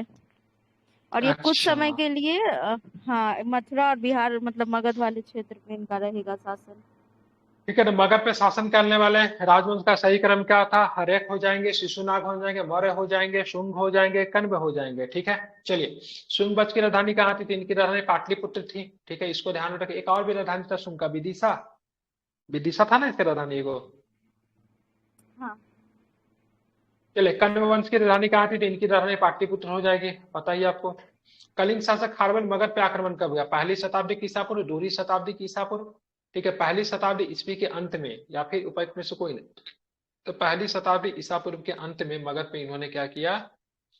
आक्रमण किया, ठीक है। ध्यान में रखेंगे। कलिंग नरेश, ठीक है, खारवेल ने कहाँ से कीमती उपहार प्राप्त किया? तो ध्यान रखिएगा, अंग एवं मगध से मतलब क्या था? तो कीमती उपहार मतलब इन्होंने मतलब क्या किया? तो प्राप्त किया, ठीक है। उपहारों में जीन की प्रतिमा तथा पद चिन्ह शामिल था, ठीक है। जीन, जीन समझ रहे हैं ना? महावीर स्वामी, ठीक है। आगे चलते हैं, या फिर महावीर स्वामी नहीं, ठीक है, जैन धर्म से संबंधित जो पूरी तरीके से अपने आप को समर्पित होते थे या कंट्रोल, उनको जीन कहा जाता था अंतिम रूप से, ठीक है। महावीर भी जीन थे। कुषाण साम्राज्य के पतन के उपरांत संभवतः मगध पर शासन रहा। किसका शासन रहा? तो लिच्छवियों का शासन रहा। कुषाण साम्राज्य के पतन के उपरांत संभवतः मगध पर किसका शासन रहा? तो लिच्छवियों का शासन रहा, ठीक है। इसको आपको ध्यान रखिएगा। कुछ इतिहासकारों के अनुसार मगध पे शक मुरुंडों का नियंत्रण हो गया था। किसका? तो शक मुरुंडों का नियंत्रण हो गया था। गार्गी संहिता में पाटलिपुत्र, गार्गी संहिता में पाटलिपुत्र पर यवनों के आक्रमण का उल्लेख मिलता है। यह आक्रमण किसके शासनकाल में हुआ? ठीक है, तो पुष्यमित्र शुंग के शासनकाल में हुआ। किसके शासनकाल में हुआ? तो गार्गी संहिता में पाटलिपुत्र यवनों के आक्रमण का उल्लेख मिलता है। यह आक्रमण किसके शासनकाल में हुआ? ठीक है, पुष्यमित्र के शासनकाल में हुआ, ठीक है। सुप्रसिद्ध बौद्ध विद्वान अश्वघोष को प्रश्रय देने वाला शासक कौन था? तो कनिष्क था, पता ही आपको। आप चलते गुप्त काल और बिहार, ठीक है। गुप्त काल और बिहार से कुछ प्रश्न है, इसको देखेंगे। तो चंद्रगुप्त प्रथम का राज्याभिषेक कहाँ हुआ था? बताइए, कहाँ हुआ था राज्याभिषेक इनका? पाटलिपुत्र में, ठीक है, इलाहाबाद में, बनारस में, या फिर कन्नौज में, ठीक है ना। पाटलिपुत्र में हुआ था, पता ही आपको, ठीक है। चंद्रगुप्त ने पाटलिपुत्र के राज्याभिषेक गुप्त वंश की स्थापना का वर्ष कब था? 320, ठीक है, ध्यान में रखिएगा, 320, ठीक है। चंद्रगुप्त के पाटलिपुत्र में राज्याभिषेक और गुप्त वंश की स्थापना का वर्ष कब था? तो 320, ठीक है, ध्यान में रखिएगा। किस शासक ने वैशाली के लिच्छवी राजकुमारी कुमार देवी से विवाह किया था? ध्यान में रखिएगा, चंद्रगुप्त प्रथम ने किया था। चंद्रगुप्त प्रथम ने, द्वितीय ने नहीं, ठीक है, प्रथम ने किया था, ठीक है। किससे? तो किस शासक ने वैशाली के लिच्छवी राजकुमारी कुमार देवी से विवाह किया था? चंद्रगुप्त प्रथम ने, ठीक है। चंद्रगुप्त प्रथम ने 320 ईसा पूर्व में, सॉरी, चंद्रगुप्त प्रथम ने 320 ईस्वी में महाराजा धीराज की उपाधि धारण की थी, ठीक है। तो पाटलिपुत्र में, कहां पे? पाटलिपुत्र में 320 ईस्वी में चंद्रगुप्त ने गुप्त संवत का प्रचलन भी किया था, ठीक है, ध्यान में रखेंगे। इस शासक ने स्वयं को लिच्छवी दोहित्र कहा। यह प्रश्न कई बार कंफ्यूज करता। समुद्रगुप्त, किसने? समुद्रगुप्त। समुद्रगुप्त किसका बेटा होगा? चंद्रगुप्त प्रथम का बेटा होगा या फिर चंद्रगुप्त द्वितीय का बेटा होगा? प्रथम का बेटा है। प्रथम का बेटा होगा, ठीक है। तो इसके नानी के घर था लिच्छवी। लिच्छवी की कुमार देवी से विवाह नहीं किया था वैशाली राजा की? इनकी नानी वही का घर था उसकी माँ। लिच्छवी। और दोहित्र का हाँ, मतलब वही क्या होता है? दोहित्र का मतलब नाती होता है, ठीक है। नाती। हाँ, इसीलिए लिच्छवी दोहित्र अपने आप को कहा कि इनका नानी के घर कहाँ था? तो लिच्छवी था, ठीक है। आगे चलेंगे। बिहार के गुप्त शक्ति के संगठन का श्रेय किसे जाता है? ठीक है, तो चंद्रगुप्त द्वितीय को जाता है। किसे जाता है? तो चंद्रगुप्त द्वितीय को जाता है। इसको आपको क्या रखने हैं? ध्यान में रखने हैं, ठीक है। आगे चलते हैं। गुप्त साम्राज्य की प्रथम राजधानी कहाँ थी? तो पाटलिपुत्र जो था गुप्त साम्राज्य की मतलब क्या थी? प्रथम राजधानी थी, ठीक है। प्रथम राजधानी पाटलिपुत्र, ध्यान में रखिएगा, ठीक है। किस शासक ने श्रीलंका के राजा मेघवर्मन से गया में एक बौद्ध मठ स्थापित करने के लिए अनुमति मांगी थी? श्रीलंका के राजा मेघवर्मन ने गया में एक बौद्ध मठ स्थापित करने के लिए अनुमति मांगी थी। किस शासक ने मांगी थी? तो समुद्रगुप्त से मांगी थी। किससे? समुद्रगुप्त से, ठीक है। ये बीपीएससी 43 में प्रश्न पूछा गया है। नालंदा विश्वविद्यालय का स्थापना के युग क्या है? तो गुप्त युग है, ठीक है। गुप्त युग में नालंदा विश्वविद्यालय की स्थापना की गई थी, ठीक है। नालंदा विश्वविद्यालय का संस्थापक कौन था? अगर पूछा जाए नालंदा विश्वविद्यालय का संस्थापक कौन था तो क्या बताएंगे? तो कुमार गुप्त था। कौन था? कुमार गुप्त जो था नालंदा विश्वविद्यालय का क्या था? संस्थापक था, ठीक है। बोध गया में महाबोधि मंदिर की स्थापना हुई, ठीक है। गुप्त काल में हुई। कब हुई? तो गुप्त काल में हुई, ठीक है। बोध गया में महाबोधि मंदिर की स्थापना हुई, गुप्त काल में हुई। इसको आपको ध्यान में रखना है, ठीक है। चीनी यात्री फाहियान कितने समय तक पाटलिपुत्र में रहा था? चीनी यात्री फाहियान कितने समय तक पाटलिपुत्र में रहा था? तो 3 साल तक। ये प्रश्न कई बार पूछा है, ठीक है, याद रखेंगे। तो चीनी यात्री फाहियान कितने समय तक पाटलिपुत्र में रहा? तो 3 वर्षों तक पाटलिपुत्र में रहा था। चंद्रगुप्त द्वितीय के शासनकाल में फाहियान भारत भ्रमण पर आया था। इसका उद्देश्य बौद्ध पांडुलिपियों प्राप्त करना था, ठीक है, ध्यान में रखेंगे। 3 वर्षों तक पाटलिपुत्र में रहा था, यह भी इंपॉर्टेंट है, ध्यान में रखेंगे। आर्यभट्ट, बात करेंगे आर्यभट्ट का संबंध किस नगर से था? तो आपको पता होना चाहिए पाटलिपुत्र से आते थे। इनकी पुस्तक जो थी आर्यभट्टियम थी। कौन थी? आर्यभट्टियम इनकी पुस्तक थी। बहुत बड़े मैथमेटिशियन थे, ठीक है, खगोलवेत्ता भी थे, ठीक है। इन्होंने जीरो का भी वो किया था, पाई का वैल्यू इन्होंने ही दिया था, ठीक है। ये गुप्तकालीन विद्वान है, ठीक है। गुप्त काल में एक सुंदर कार्तिकेय की मूर्ति किस जिले से प्राप्त हुई? बहुत सुंदर प्रश्न है। गुप्त काल में एक सुंदर कार्तिकेय की मूर्ति किस जिले से प्राप्त हुई है? तो आपको ध्यान में रखना है शाहबाद जिला, ठीक है, शाहबाद जिला से, ठीक है, ध्यान में रखना है। कौन सा? शाहबाद। शाहबाद कौन सा जिला है? कौन सा जिला है? हाँ बिल्कुल, ठीक है, भोजपुर आरा जिला। हाँ, आरा भोजपुर वाला जो था वही था, ठीक है। 1857 के समय में शाहबाद जिला ही था। बिहार में 7.5 फीट ऊंची बुद्धदेव की मूर्ति, बिहार में 7.5 फीट ऊंची बुद्धदेव की एक पीतल की मूर्ति कहाँ से प्राप्त हुई थी? ये आपको सुल्तानगंज से प्राप्त हुई। कहाँ से? सुल्तानगंज। सुल्तानगंज कहाँ पड़ता है? भागलपुर में। भागलपुर में, बिल्कुल, ठीक है, ध्यान रखिएगा। राजगीर के मणिनाग मंदिर के में पत्थर पर खोदे गए गणेश, विष्णु तथा नाग नागिनों के चित्र है। ये किस काल के हैं? ठीक है, तो गुप्त काल के। किस काल के हैं? तो ये आपको गुप्त काल के आपको ये चित्र देखने को मिलते हैं, ठीक है। चलिए, राजगीर में स्थित जरासंध की बैठक का निर्माण किस काल में माना जाता है? ठीक है, तो ये गुप्त काल में माना जाता है। किस काल में माना जाता है? तो गुप्त काल में माना जाता है। इसको आपको क्या रखना है? ध्यान में रखना है, ठीक है। आगे चलेंगे। तीर भुक्ति जो कि आधुनिक दरभंगा का राज्यपाल कौन था? तो इनका राजा तो गोविंद गुप्त था। कौन थे? तो तीर भुक्ति जो कि आधुनिक दरभंगा, वहां का राज्यपाल कौन था? तो गोविंद भुक्ति था। गोविंद भुक्ति चंद्रगुप्त द्वितीय का छोटा पुत्र था। चंद्रगुप्त द्वितीय का छोटा पुत्र का नाम क्या था? गोविंद गुप्त था, ठीक है। बिहार में बौद्ध विहार का प्राचीनतम केंद्र कौन था? नालंदा, ठीक है। बिहार में अगर पूछेंगे बौद्ध विहार का प्राचीनतम केंद्र कौन था, तो नालंदा इसका प्राचीनतम केंद्र था, ठीक है। नालंदा विश्वविद्यालय परिषद किस लिए प्रसिद्ध था? किस लिए प्रसिद्ध था? तर्क शास्त्र के लिए, डिबेट के लिए प्रसिद्ध था, ठीक है। किस चीज पर डिबेट होता था? बौद्ध दर्शन के ऊपर डिबेट होता था, इसलिए प्रसिद्ध थे। इसलिए बाहर के लोग भी यहाँ पे आते थे डिबेट को सुनने के लिए, ठीक है। नालंदा में अवस्थित भारतीय विश्वविद्यालय में फाहियान किसके शासन के दौरान, ठीक है, भारत आया, ठीक है। फाहियान किसके साथ? चंद्रगुप्त विक्रमादित्य के शासनकाल के दौरान, मतलब भारत चंद्रगुप्त विक्रमादित्य मतलब चंद्रगुप्त द्वितीय के शासनकाल में फाहियान जो होता है भारत आता है, ठीक है। किसने ये वर्णन किया कि मध्य भारत में सभी देशों में मगध देश में सर्वाधिक नगर थे, धनपतियों ने यहाँ चिकित्सालय बनाए थे, यहाँ रोगियों का मुफ्त भोजन एवं दवाएं दी जाती थी, ठीक है। तो फाहियान इसने यह वर्णन किया कि मध्य भारत में सभी देशों में मगध देश में सर्वाधिक नगर थे। धनपतियों ने यहाँ चिकित्सालय बनाए, यहाँ रोगियों का मुफ्त भोजन तथा दवाएं दी जाती थी। फाइहान, ठीक है। गुप्त संवत का आरंभ हुआ। गुप्त संवत का आरंभ कब होता था? 320 में होता है, ठीक है, ध्यान में रखिएगा। गुप्त संवत का आरंभ कब होता है? 320 में होता है। शक संवत के आरंभ की बात करेंगे तो 78 ईस्वी में, ठीक है। शक संवत 78 ईस्वी, गुप्त संवत 320, ठीक है, कहीं पे 319 भी रहता है। आगे चलेंगे तो निम्नलिखित शासकों में से किसने भारत का नेपोलियन कहा जाता है? भारत का नेपोलियन समुद्रगुप्त कहते थे, ठीक है, चंद्रगुप्त द्वितीय का पुत्र था। आगे चलेंगे चंद्रगुप्त प्रथम का पुत्र था कि द्वितीय का पुत्र था? प्रथम का, इसके प्रथम का उसके पुत्र बाद था, यही ठीक है। ना बनता है। इसका बेटा चंद्रगुप्त द्वितीय होता है, ठीक है। सौराष्ट्र और मालवा क्षेत्र में विजय किस सम्राट ने की थी? तो सौराष्ट्र और मालवा क्षेत्र में विजय की बात करेंगे तो चंद्रगुप्त द्वितीय विक्रमादित्य ने की थी, ठीक है। प्रयाग प्रस्थिति की रचना कौन थे? तो कहाँ के? हरिसेन साहब, ठीक है। हरिसेन जो थे प्रयाग प्रस्थिति की रचना थे। यहाँ से किसके बारे में जानकारी मिलती है? किसके बारे में, किस गुप्त शासक के बारे में जानकारी मिलती है? समुद्रगुप्त, समुद्रगुप्त के बारे में जानकारी मिलती है। बहुत सुंदर, ठीक है। किस गुप्त सम्राट ने दक्षिण भारत में सफल सैनिक अभियान किए? ठीक है, तो समुद्रगुप्त ने किए थे। किस गुप्त शासक ने दक्षिण भारत में सफल सैनिक अभियान किए? तो समुद्रगुप्त ने किए थे, ठीक है। प्रयाग प्रस्थिति किस सम्राट के विजयों का अभियान जानकारी मिलती है? सेम क्वेश्चन आ गया, ठीक है, समुद्रगुप्त। प्रयाग प्रस्थिति की रचना हरिसेन ने की थी। 21 सम्राट के विजय अभियानों की चर्चा है तो समुद्रगुप्त, ठीक है। गुप्त साम्राज्य के पतन के क्या कारण थे? तो गुप्त साम्राज्य के पतन का हुनों का आक्रमण, प्रशासन का समांती स्वरूप, ठीक है, और मतलब कमजोर शासक, ठीक है, ये थे। आर्थिक संकट नहीं आता, ठीक है, आर्थिक संकट गुप्त के पतन के कारण नहीं थे, याद रखेंगे, ठीक है। चलते मगध पे मिहिर कुल का आक्रमण किस शासक के युग में हुआ? ठीक है, तो ध्यान रखें, नरसिंह गुप्त के युग में मिहिर कुल का आक्रमण हुआ, ठीक है। मिहिर कुल कहाँ के शासक थे? मतलब कैसे शासक थे? खून के शासक थे मिहिर कुल, ठीक है। खूनों का आक्रमण हुआ था ना, उसी का मिहिर कुल भी था, ठीक है, ध्यान रखेंगे। गुप्त काल ज्ञान विज्ञान के विकास का स्वर्णिम युग था। इसमें योगदान करने वाले विद्वान कौन थे? तो इसमें योगदान करने वाला 12 मिहिर तो थे, आर्यभट्ट भी थे, ठीक है। उसके बाद बात करेंगे ब्रह्मगुप्त भी थे, पाणिनि नहीं थे। पाणिनि मौर्य काल में चले जाएंगे। मौर्य काल में है ना पाणिनि? पाणिनि पुष्यमित्र शुंग नहीं, पाणिनि उसके थे, महापद्मनंद के मित्र थे ना, उसमें मिलेंगे आपको नंद वंश। हाँ उधर थे हम, बिल्कुल नंद, हाँ ठीक है, उधर थे। ये गुप्ता के नहीं थे, ठीक है, ध्यान रखिए। महापद्मनंद के मित्र थे। हाँ। आप चलेंगे मध्यवर्ती, ठीक है, गुप्त मतलब हाँ पतंजलि शुंग वाले में, ठीक है। मगध के परवर्ती गुप्त शासक, मतलब मगध के परवर्ती मतलब गुप्ता के बाद का पीरियड है।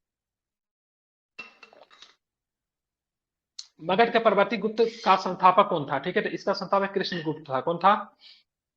कृष्णगुप्त था। कौन था? कृष्णगुप्त था, ठीक है, ध्यान में रखिएगा, ठीक है। तो बात करें कृष्णगुप्त, मगध के परवर्ती गुप्त का संस्थापक कौन था? कृष्णगुप्त था। कृष्णगुप्त का शासनकाल 510 से 525 ईस्वी तक रहा था। मगध के किस परवर्ती गुप्त शासक ने मौखरी शासक को पराजित किया था? तो कुमारगुप्त तृतीय ने। किसने? कुमारगुप्त तृतीय ने पराजित किया था मौखरी शासक को, ठीक है। मौखरी शासक ने किसे पराजित करके मगध के अधिकांश भाग को जीत लिया? ठीक है, तो दामोदर गुप्त ने। मौखरी शासक ने किसे परास्त करके मगध के अधिकांश भाग को जीत लिया? था दामोदर गुप्त ने जीत लिया, ठीक है। मौखरी शासक ने किसे परास्त करके मगध के अधिकांश भाग को जीत लिया? तो दामोदर गुप्त को पराजित करके, ठीक है। हर्षवर्धन ने किसे मगध के क्षेत्र में अपना प्रतिनिधि बनाया? ठीक है, तो क्या नाम है इसका? माधव गुप्त। इंपॉर्टेंट है, याद रखिएगा इसको। हर्षवर्धन ने किसे, फिर से रिपीट कर रहा हूं, हर्षवर्धन ने किसे मगध के क्षेत्र में अपना प्रतिनिधि बनाया? तो माधव गुप्त को, ठीक है।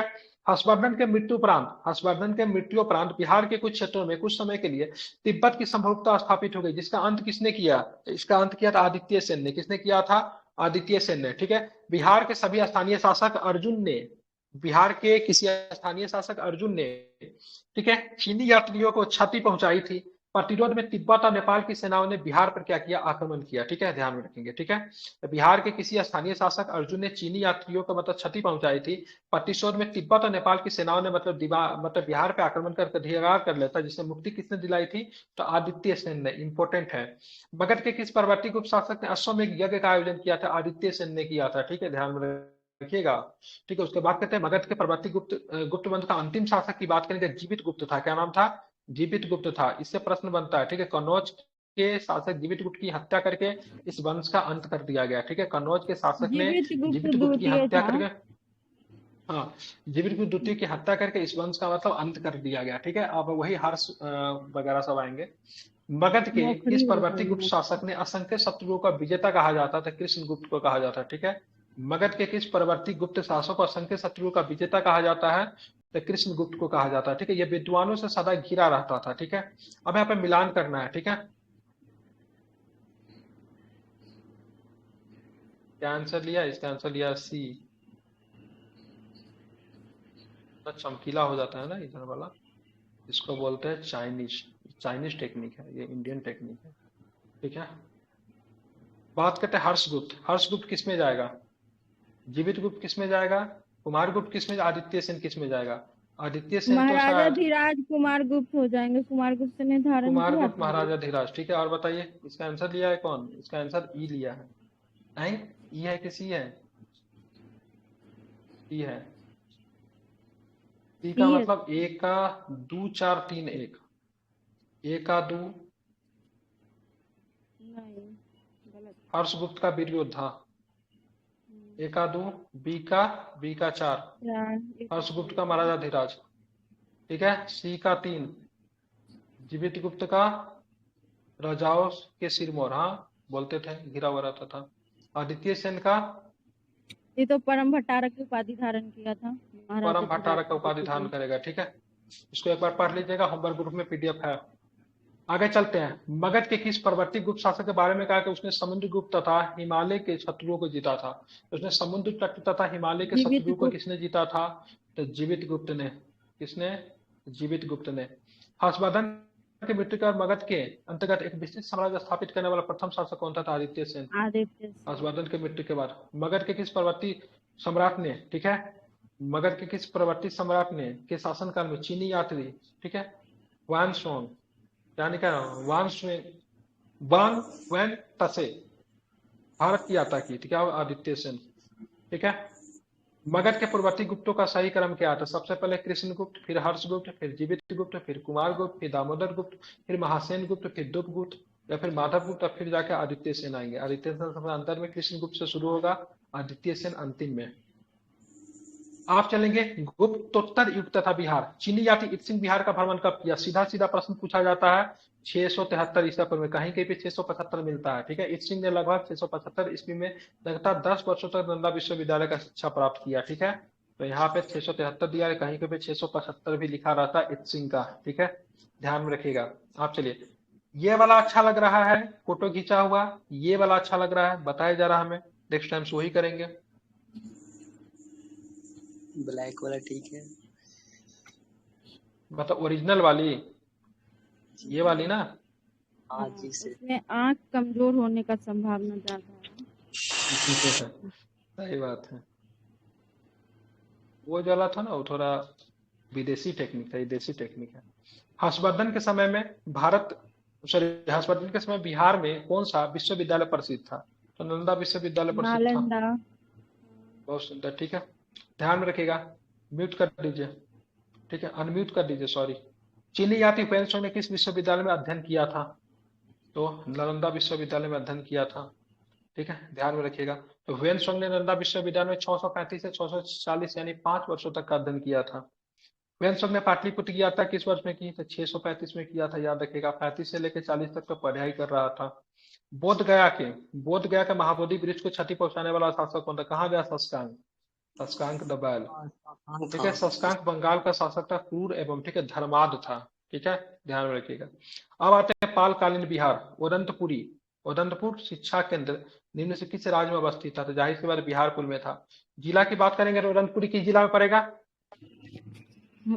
उदंतपुरी बिहार शरीफ नहीं बिहार शरीफ में साथ पड़ता है उदंतपुरी, सर्च करके देख लीजिए।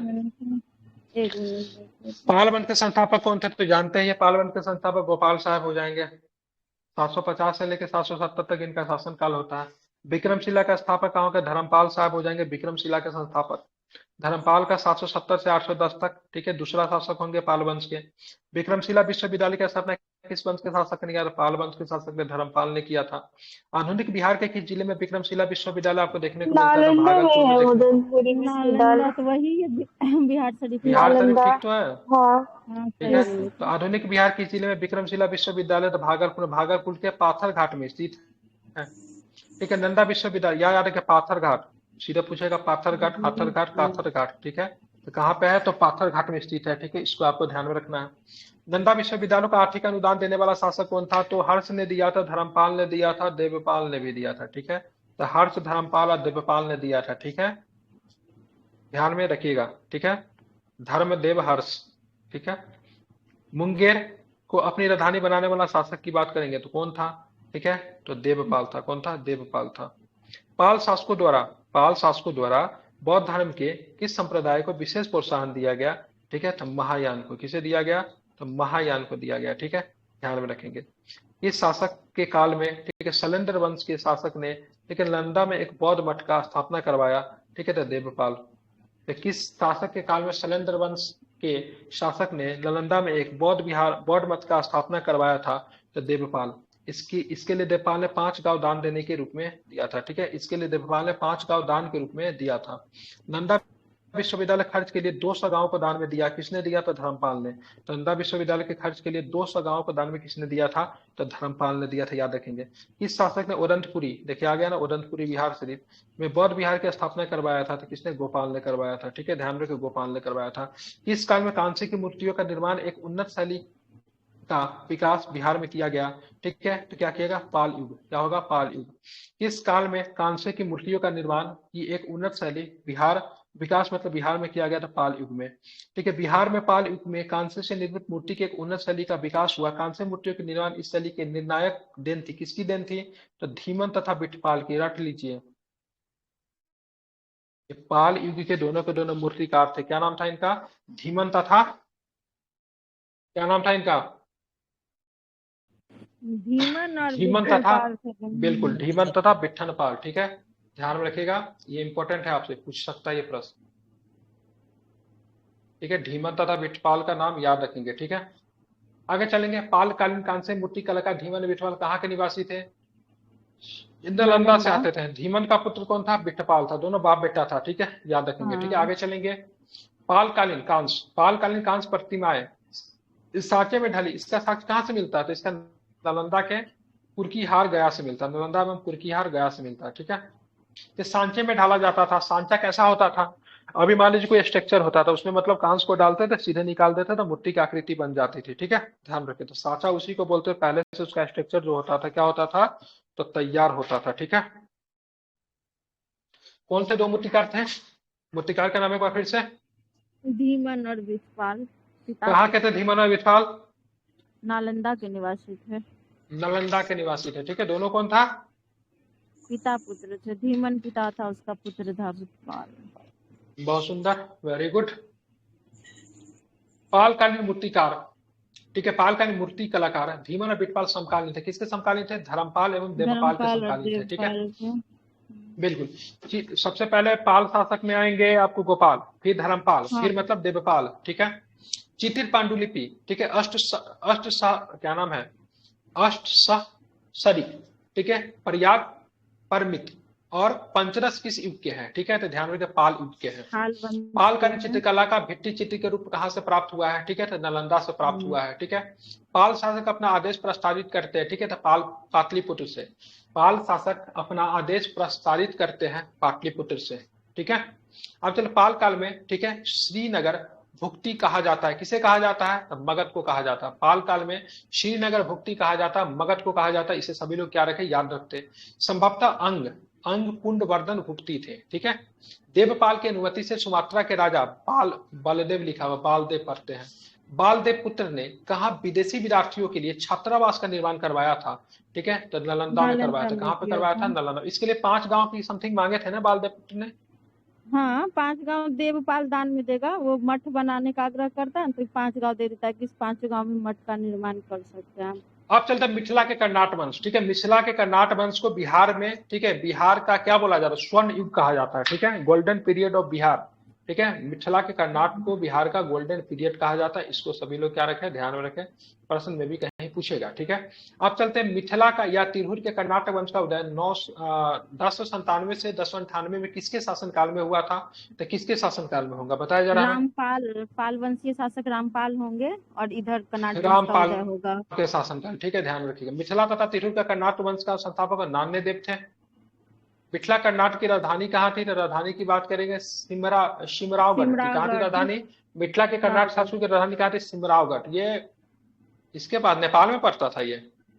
हाँ सर, तराई वाला एरिया में था, तब डिस्ट्रिक्ट इतना विभाजित कर्नाटक नहीं था, वंश का अंतिम शासक की बात कर हरि सिंह, ठीक है, यह ध्यान में रखिएगा। हरि सिंह कई बार पूछा ये प्रश्न, हरि सिंह, ठीक है, ध्यान में रखिएगा। हरि सिंह जो था अंतिम शासक था, ठीक है। कर्नाटक वंश का अंत की बात करें कब हुआ? 1378 ईस्वी पूर्व में अंत हो जाता है। मुसलमानों की, तुर्कों की आक्रमण होती है, उसी समय इसका अंत हो जाता है, ठीक है। बिहार के किसके समय पंजी प्रबंध का विकास हुआ? ठीक है, तो कर्नाटक वंश के शासन काल में बिहार में पंजी प्रबंध का विकास हुआ। तिब्बती इतिहास का धर्म स्वामी तिरहुत आए थे, कब आए थे? तो 1234 में आया था, ठीक है। 1 2 3 4 याद करना आसान है, 1 2 3 4, देखिए ट्रिक बन गया, AD ईस्वी, ठीक है। कौन थे? तो धर्म स्वामी तिरहुत आए थे, कब आए थे? तो 1234 में आए थे। बख्तियार का बख्तियार लिखा है, ठीक है, इसको तो मन लग रहा पकड़ के पीटे इसको, ठीक है। बख्तियार खिलजी के आक्रमण के समय कर्नाटक वंश का किसका शासन था? तो नरसिंह देव का शासन था। किसका था? नरसिंह देव का शासन था, ठीक है, ध्यान में रखिएगा। तुर्क पाल में सेनापति, इंद्रधुमन पाल हो जाएगा और कर्नाटक में बिल्कुल, ठीक है, नरसिंह पाल हो जाएगा। बिल्कुल। तुर्क सेनापति तुगरिल तुगन द्वारा मिथिला पर आक्रमण की चर्चा करने वाले विदेशी यात्री कौन थे? तो ये थे, ठीक है, लामा तारानाथ और मतलब धर्म स्वामी, ये तिब्बती थे, ठीक है, दोनों का दोनों तिब्बती थे, ठीक है, ध्यान में रखिएगा, ठीक है। लाला ताकियार धर्म स्वामिनी होगा, तारानाथ कहाँ से चर्चा करेंगे उसके बारे में? सॉरी तारानाथ नहीं होगा, सॉरी मिस्टेक। धर्म स्वामिनी और मतलब मुल्ला तकिया ने किया था, ठीक है। तुगरिल तुगन था, असफल अभियान तारानाथ नहीं करेगा, ठीक है, बिल्कुल, ठीक है। तुगरिल तुगन के अभियान के समय कर्नाटक वंश का शासक कौन था? ध्यान में रखिएगा, राम सिंह देव था। कौन था? तो राम सिंह देव था, ठीक है। कर्नाटक शासकों में कौन एक महान समाज सुधारक था? तो हरि सिंह देव जो था महान समाज सुधारक था, ठीक है, ध्यान रखिएगा। पंजी प्रबंध मिथिला क्षेत्र में किसके शासनकाल पर मुख्य रूप से विकसित हुआ? तो हरि सिंह देव के शासन, ये अंतिम था ना हरि सिंह? हाँ, अंतिम हरि सिंह देव के समय विकसित हुआ, ठीक है। इसी के साथ आपका, ठीक है, पूरा के पूरा प्राचीन भारत आपका समाप्त हो गया, ठीक है। प्राचीन भारत बोल रहा हूँ, प्राचीन बिहार आपका क्या होता है? समाप्त होता है, जो कि 35 से 37 पेज का था। मैंने क्वेश्चन करवा दिए हैं, यहाँ तक कि मैंने PDF भी आपके होमवर्क ग्रुप में डाल दिए हैं, ठीक है। आप वहां से PDF प्राप्त कर सकते हैं। अभी जाके एक आदमी, कोई आदमी जितना भी अभी हम लोगों ने पढ़ा है